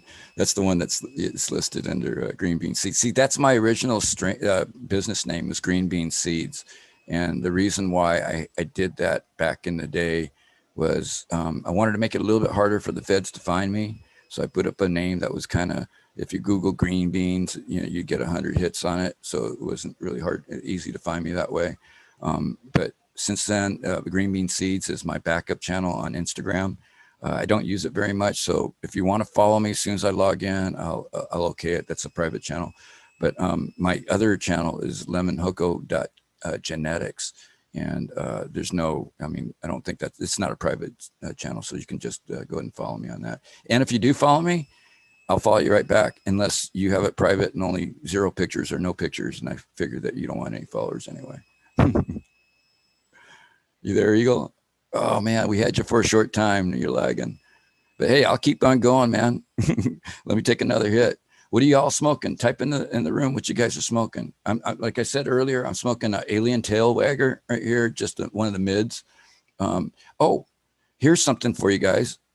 Out of cannabis etiquette, I don't know if anybody's ever showed you or told you, or old farts and everything. This is just kind of common sense. When someone hands you a bud to pack a bong or a bowl with, don't go and pull the top off and hand it back to them. That's kind of rude. Pull your bud apart from the bottom. Like it leaves a better return product. Oh yeah, Gorilla Glue. Yeah, Gorilla Glue is one of my favorite strains out there, because it's really close to the terpene profile. It's really close to the Chem Dog profile. It's got that really stinky shit. I call it the armpit smell, but I love the Gorilla Glue. But I lost my cut. I think I lost my cut of the Gorilla Glue, but I do have her locked up in some genetics. I crossed her into some multi-hybrids. When I do multi-hybrids, it's not more for the initial release of that strain. I'm doing multi-hybrids because I have a plan of where I want to go with that multi-hybrid down the line, like 4 or 5 years from now. For instance, I sent out a bunch of free seeds, 30 packs of free seeds last month to my members on my Discord, and they were the Q Cosmo dog. It was Q. I call it Q. That Q is Russell Wilson OG. I made Russell Wilson OG in 2012 when he was a rookie. Is named after the quarterback up here in the Seahawks territory. But I was really impressed with him his first year. And I said, oh, that dude's going to be a superstar. I got to name a strain after him. So I threw, what I did was I took a strain called, it was Cali Connections Alien Dog V2. He had released it way back in, I think, really close to 2010 or somewhere around there. Had it for a couple of years. And I grew up and kept a nice female. And I crossed it to a strain called, the Bog ET, and that's how Russell Wilson came around. Bog ET, of course, I said it was Barry White crossed to Fire Alien OG. So you got Barry White and Fire Alien OG on one side, the father's side, and then you got Alien Dog V2 from Swerve on the other side. So that turned out to be a really nice parent plant for me. I got a Russell Wilson mom I probably had her for about 5 or 6 years now. She's got really nice grape terpenes. She turns nice purple in the wintertime. All you got to do is give her just a little bit of a cold flower cycle and she purples up really nice. But what's nice about her the most, I don't know if you guys know what Alien Tech really looks like. It's the taco leaf. I'm sure you guys seen a lot of the sugar leaf that'll taco up.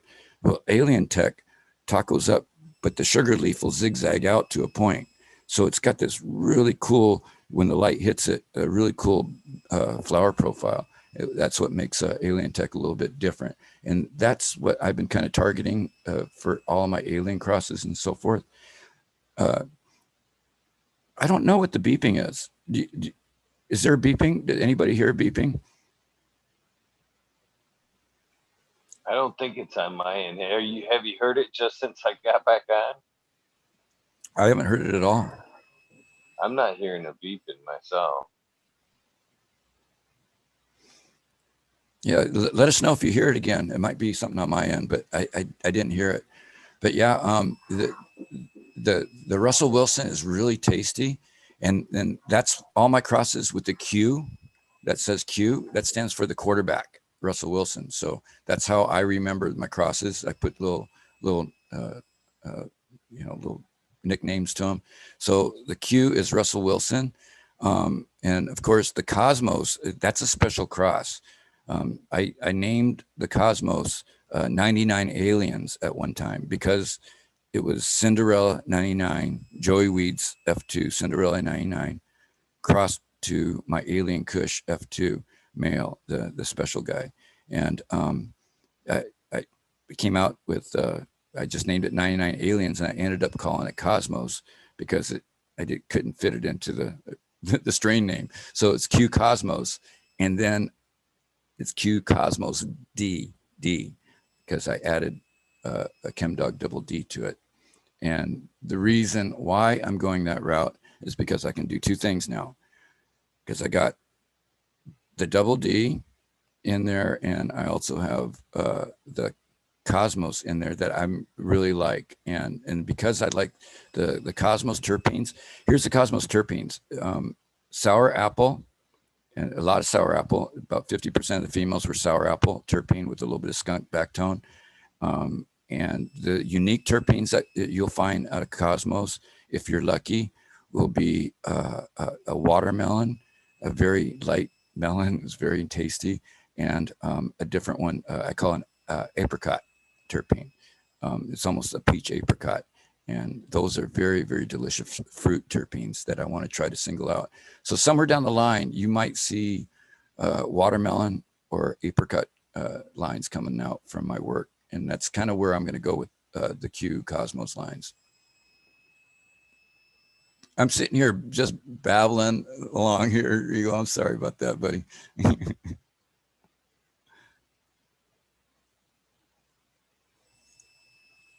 You're muted, buddy. There you go. I know it, man. I greatly appreciate it. I mean, this is exactly how not to run a talk show. No, everybody, I totally understand about lost connections and stuff, but man, it's fun. Just when you disappeared, the chat verified that you were gone. It's like, okay, show's mine. I can sit here and ramble on now. I appreciate it. I appreciate it, man. They're loving it, and I'm loving it, man. I'm like, man, I couldn't believe it. I started talking, and I seen you freeze, and I was like, I somehow knew this is gonna happen.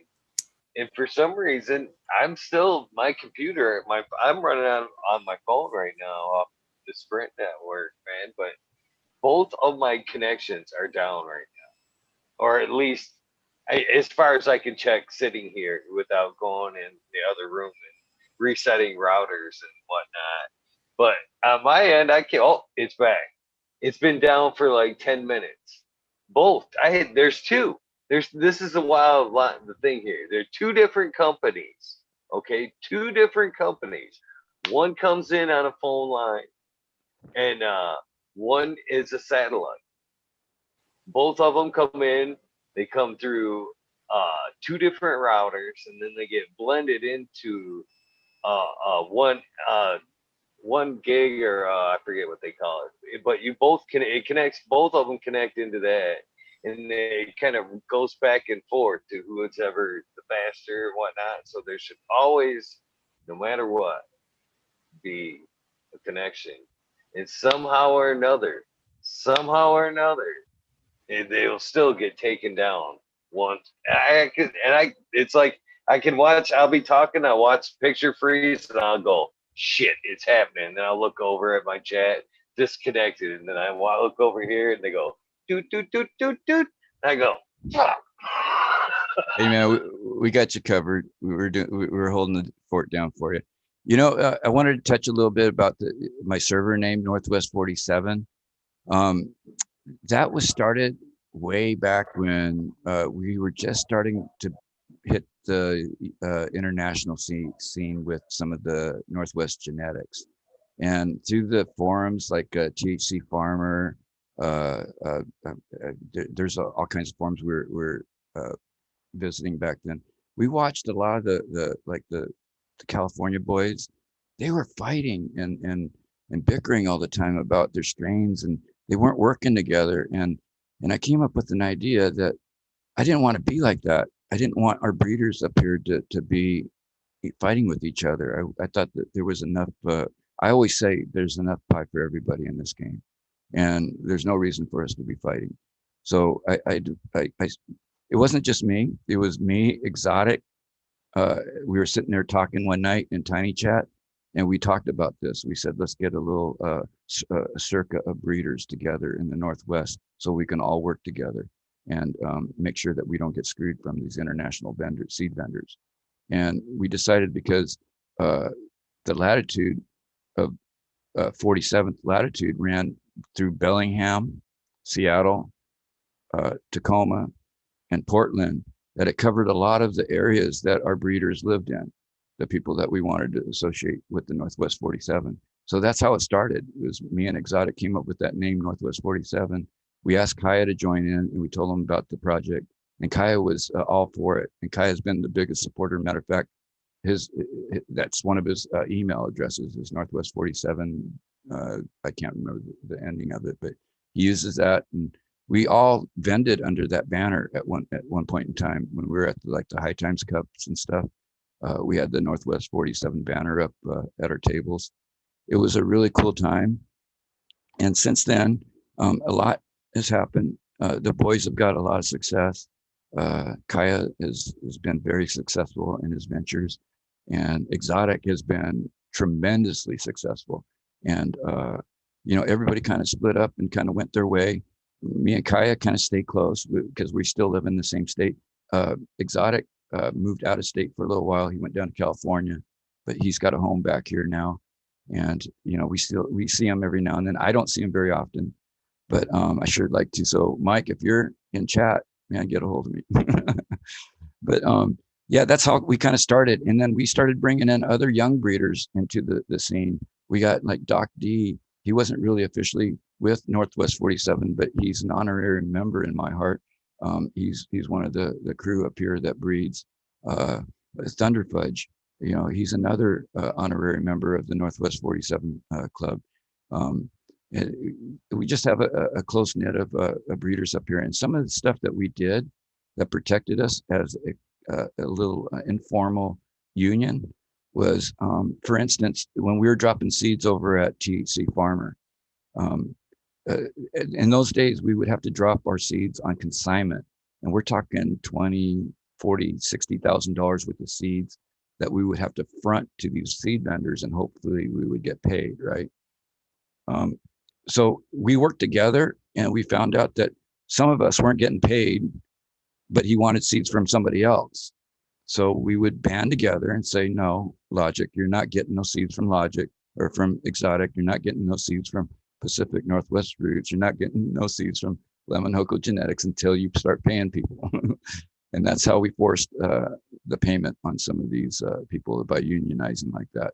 And we kind of still do. We were doing the same thing, and it helps during our drops too, so we wouldn't drop at the same time and flood the market.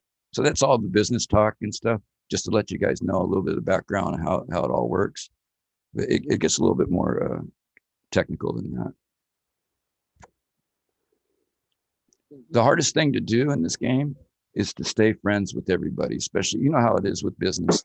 It's just once you're a business partner, it almost like it kills your friendship with somebody.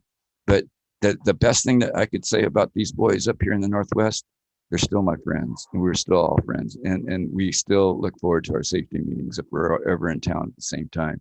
And it's really a cool thing to have as friends like Kaya, Exotic Mike, Thunder Fudge, Doc D. Yeah, I'm so blessed to have friends like that, and a young newcomer to the scene. I want to throw his name out there. He goes by his Blessed Coast Seeds. That dude is awesome. I don't know if you guys know him. You guys should follow him on Instagram, Blessed Coast Seeds. If you knew his whole story, you would understand. Subcool used to call him his little brother. He was Subcool's informal little brother. He's not really blood brother, but Subcool took him under his wing like his brother. His name, I'm not going to say his name because he hasn't located it for me. But anyways, the kid is a paraplegic. He got paralyzed when he was 18 years old. He grows weed from a wheelchair. He breathes weed from a wheelchair. I've got nothing but respect for that kid. And he's not a kid anymore. He's like 28 years old, but I've known him for quite a few years, and he's an upcoming breeder. I think that he needs some attention on him. So if you guys can give him some love, that'd be great. Just those are the kind of guys I like to support. The new guys coming into the industry, because that's the next generation. These are the next people that are going to lead the way, and the next generation is going to teach the young generation. So, man, I feel like I'm just rambling on and just boring you guys. I'm almost being repetitive. And a lot of the, I watched a lot of the breeder cast, and I totally understand if people get bored with them, because a lot of this is repetitive.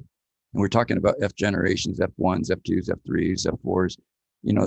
I can talk about a lot more things specifically about breeding and how to really get into stacking, things and getting more technical. But a lot of that stuff has already been covered on either this channel or other channels, and I feel like it's starting to get repetitive. So I feel a little intimidated about talking about the same thing I've heard other breeders already talk about. But if anybody has any questions, or you have any questions about any of the stuff I covered, feel free to ask. For sure, I'd love to talk about it.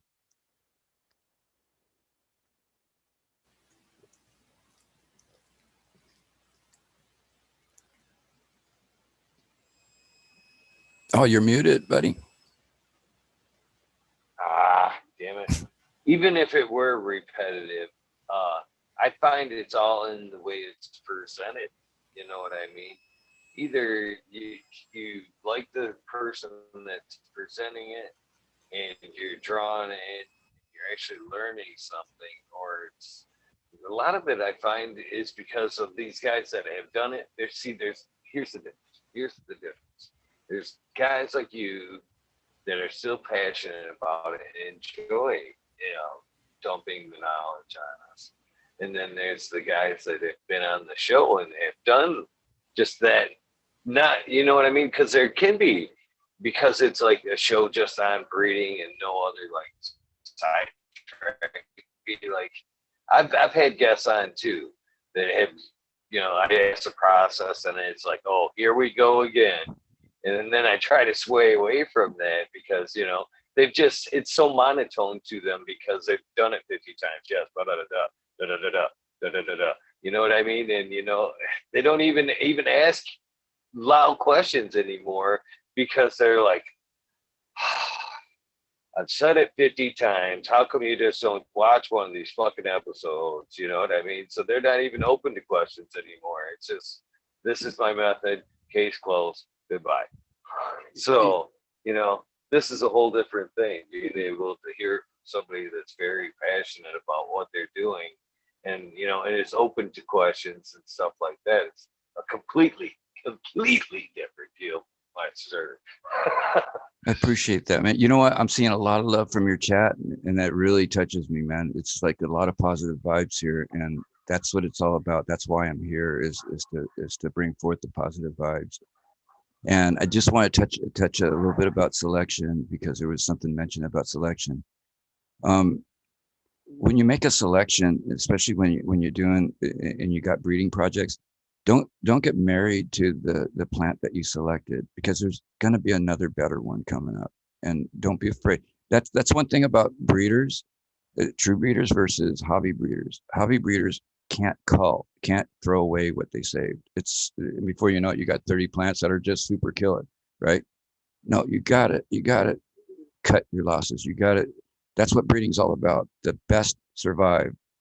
Anything that's not the best, you got to push out no matter how good it is. And that's the only way to produce the best in the world. And if you stay by that, whether you're breeding fish, dogs, or cannabis, you're going to breed good stuff. And you just got to be really strict about your selection. And when we're talking about selection, remember, it's not all about what you see. Okay. Cannabis, a long time ago, it wasn't selected by what we saw. It was the smell that brought us to it first, and then the feel and the touch, and then you brought it closer to your nose. Then you inhaled it or ate it. It passed all the initial senses. So those initial senses are very, very important. It's what triggered us to love the plant in the first place. Let's go back to that. The eyes are important, but it's the last thing that we need to depend on. It's how it smells, how it feels. You can feel the oils in your hands when you touch a fresh bud. I mean, there's no mistake how sticky it is, and that resin means something. Use your senses. When you touch one bud, wipe your hands off. Make sure that it's not contaminated by the terpenes and stuff from the previous bud when you make your trait selections. It's really important that you walk into each individual plant with a fresh and as sterile palate as you can, because it can be, a lot of breeders do this by mistake. They'll test one plant, smell it, squeeze it. Oh yeah, this smells killer. And then go to the next one and smell it and kill it and squeeze it. Oh, this one doesn't smell as good as that one. But how can you really judge if you got the remnants of the terpenes on your hands and you're not getting a clean palate? And you got to treat it like if you're testing wine, let's say. With one of the best selection techniques I've ever heard across the board so far was from Happy Trico. I had him on, and he was said that when he was doing exactly what you're talking about, it was gloves and small pieces of paper. So he would go up and touch the bud with a piece of paper, you know what I mean? And then label that for that plant, and then he could go back and, you know what I mean, reevaluate that paper, later on without that contamination that you're talking about and have somewhat of a, you know, Yeah, little everybody, keeper's angle everybody has their of own them method. opinions. And that's the beauty of it. Everybody has their own methods, but the goal is the same. Is we want to, select the best product without the contamination of cross contamination of another bud. And here's another thing for you guys that are growing, and don't have a lot of experience growing. I'm sure that some of the more advanced guys know exactly what I'm talking about. Don't go in your room and start squeezing bud. Okay, those terpenes and the resin heads that you're squeezing off your bud or squashing on your bud, it took months for your plant to build, and it won't be replaced in that flower cycle. You just ruin a lot of the surface area of your smoke. What I do when I test my plants for that is I pick one bud that I will squeeze, and that's the only bud that I'll ever squeeze on my test when I go around to test terpene. I won't touch any other bud on that plant. If that makes any sense to you guys.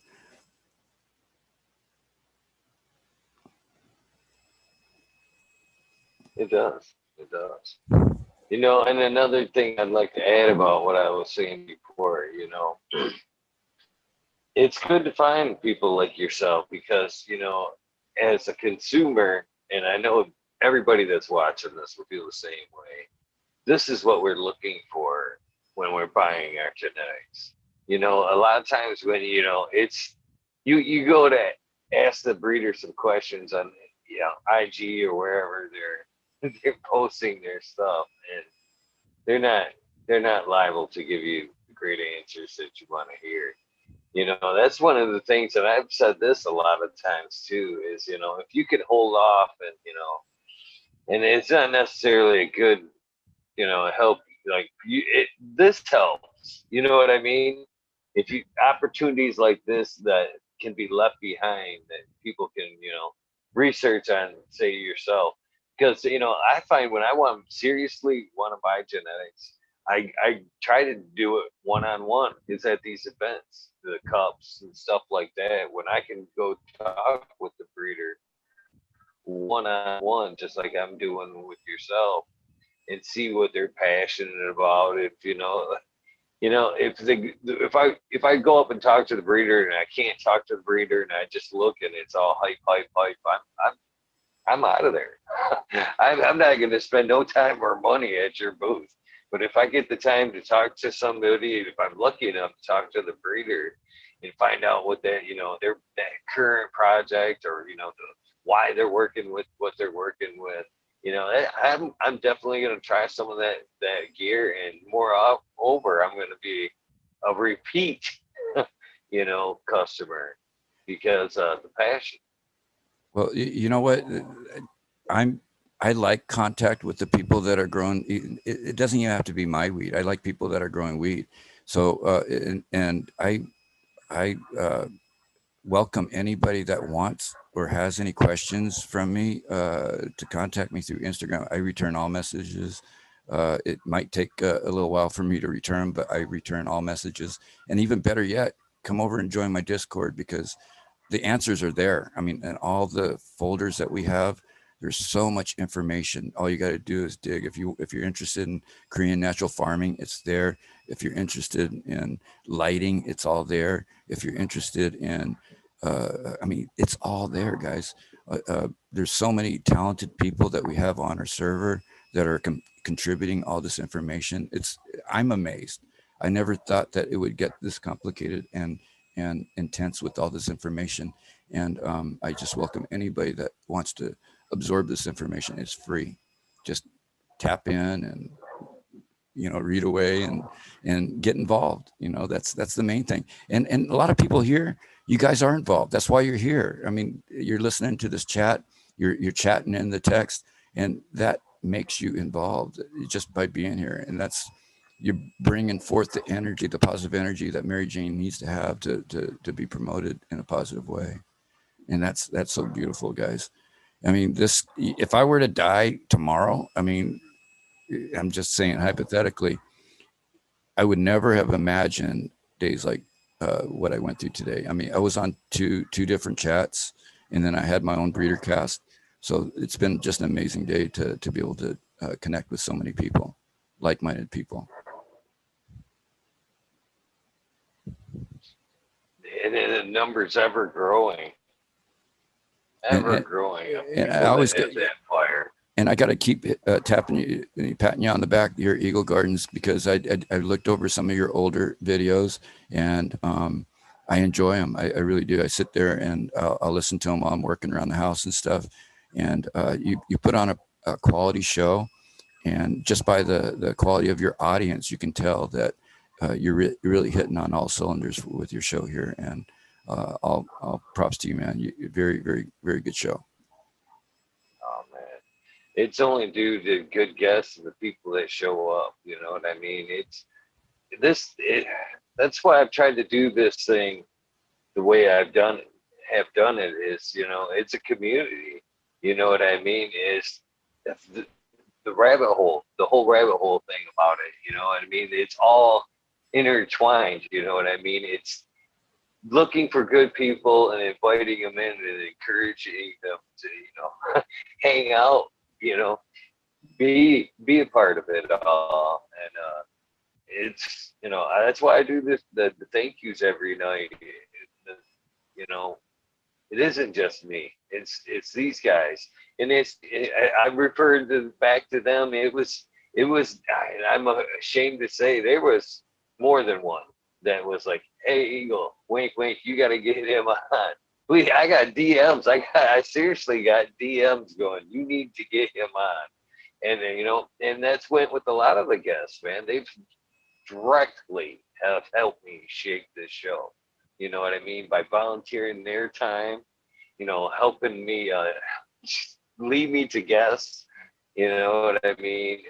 It's all thanks to you, them. You know what I mean? I just show up. The magic happens. It just happens. You know what I mean? I'm looking at like the numbers right now. It shows 95, 96 people watching. I feel so blessed that we could share this information with the amount of people that are watching tonight. And I hope, in time and over the years that we triple these numbers, quadruple these numbers, and you'll have thousands of people watching at the same time. That's when we know the movement is working and everything's going right, is when the numbers increase like that. We're all afraid of it. we almost like our small community the way it is. I mean, it's everybody pops in, everybody, knows everybody. We're afraid that it's going to be one of those chants where it's just like, can't keep up. We're enjoying the small days. With that said, Eagle, I'm afraid I'm going to have to take off here. It's been a pleasure. It's been a great night talking to you and all your crowd here. It's, like I feel like I know everybody that's been here. I come into your chat and have words with them, and it's just a good time when I do come here. And it's even better when I'm sitting here talking to you and I can see the same names scrolling through the chat. And I feel very, very blessed. And thank you so much for having me as a guest tonight. And it was a good time, and hopefully we can do it again. I am going to jump into your rabbit hole, though, now that I have the keys. I appreciate that. I'm not going to let it not go. I'm just going to have to go back and snip it out. I'm not on the computer, and I just can't hit record right now. But I most certainly want the sound bite. Do you know what I'm talking about when I asked for the sound bite? Oh yeah. No, what was that again? Say that again. You're breaking up. What I'm looking for is the sound bite. It's kind of like advertisement for your show. I don't know if you caught it or not. But basically what I'm looking for is, hey, this is Lemon Hoko, and I'm on fucking Talking Shit with Eagle, episode 231. And you can make it your own. You can dull it down. You can do whatever you want to do with it. This is your commercial, your advertisement for your episode. Okay, let's go for it. Okay, guys, I'm on Eagle's Gardens YouTube channel, fucking Talking Shit with Eagle, episode 231. Hope you enjoyed it. Hope you are enjoying it. Y'all have a good, safe day and evening. Nice. Thank you, my friend. And let me tell you, the zoo numbers are always the same. So anytime you see that rabbit hole, you want to jump in, you don't need an invitation. You have the key. It's up to you.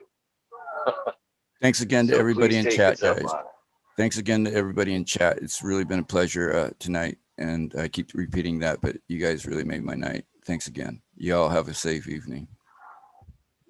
You too. Have a great one. Thank you very much. You guys, thank you, Lemon Hoko, very much for tuning in. I've got to fuck around with my internet and try to get it going so I can get back on the computer and get the rabbit hole going. But thank you guys so much for tuning in. It has been an amazing episode tonight. And I can't thank Lemon Hoko. Those of you that told me to ask him to be on the show, thank you. Thank you so much. I mean, and thank you for all the suggestions of guests and the people like yourselves that have been on the program. It means so much to myself and the people that hang out here. If I can't get the rabbit hole going, then thank you very much for tuning in. I'm not going to do the shout outs. I'm just going to try to get the internet up and going. But you guys know the deal. Random acts of kindness do save lives. Please, please do something nice for somebody in your daily journeys. And thank you so much for watching. I will try to get this internet going again so we can do the rabbit hole. If not, I'll see you tomorrow. But hopefully, you guys will follow me in to the rabbit hole here shortly. Thank you for watching. Have a great night.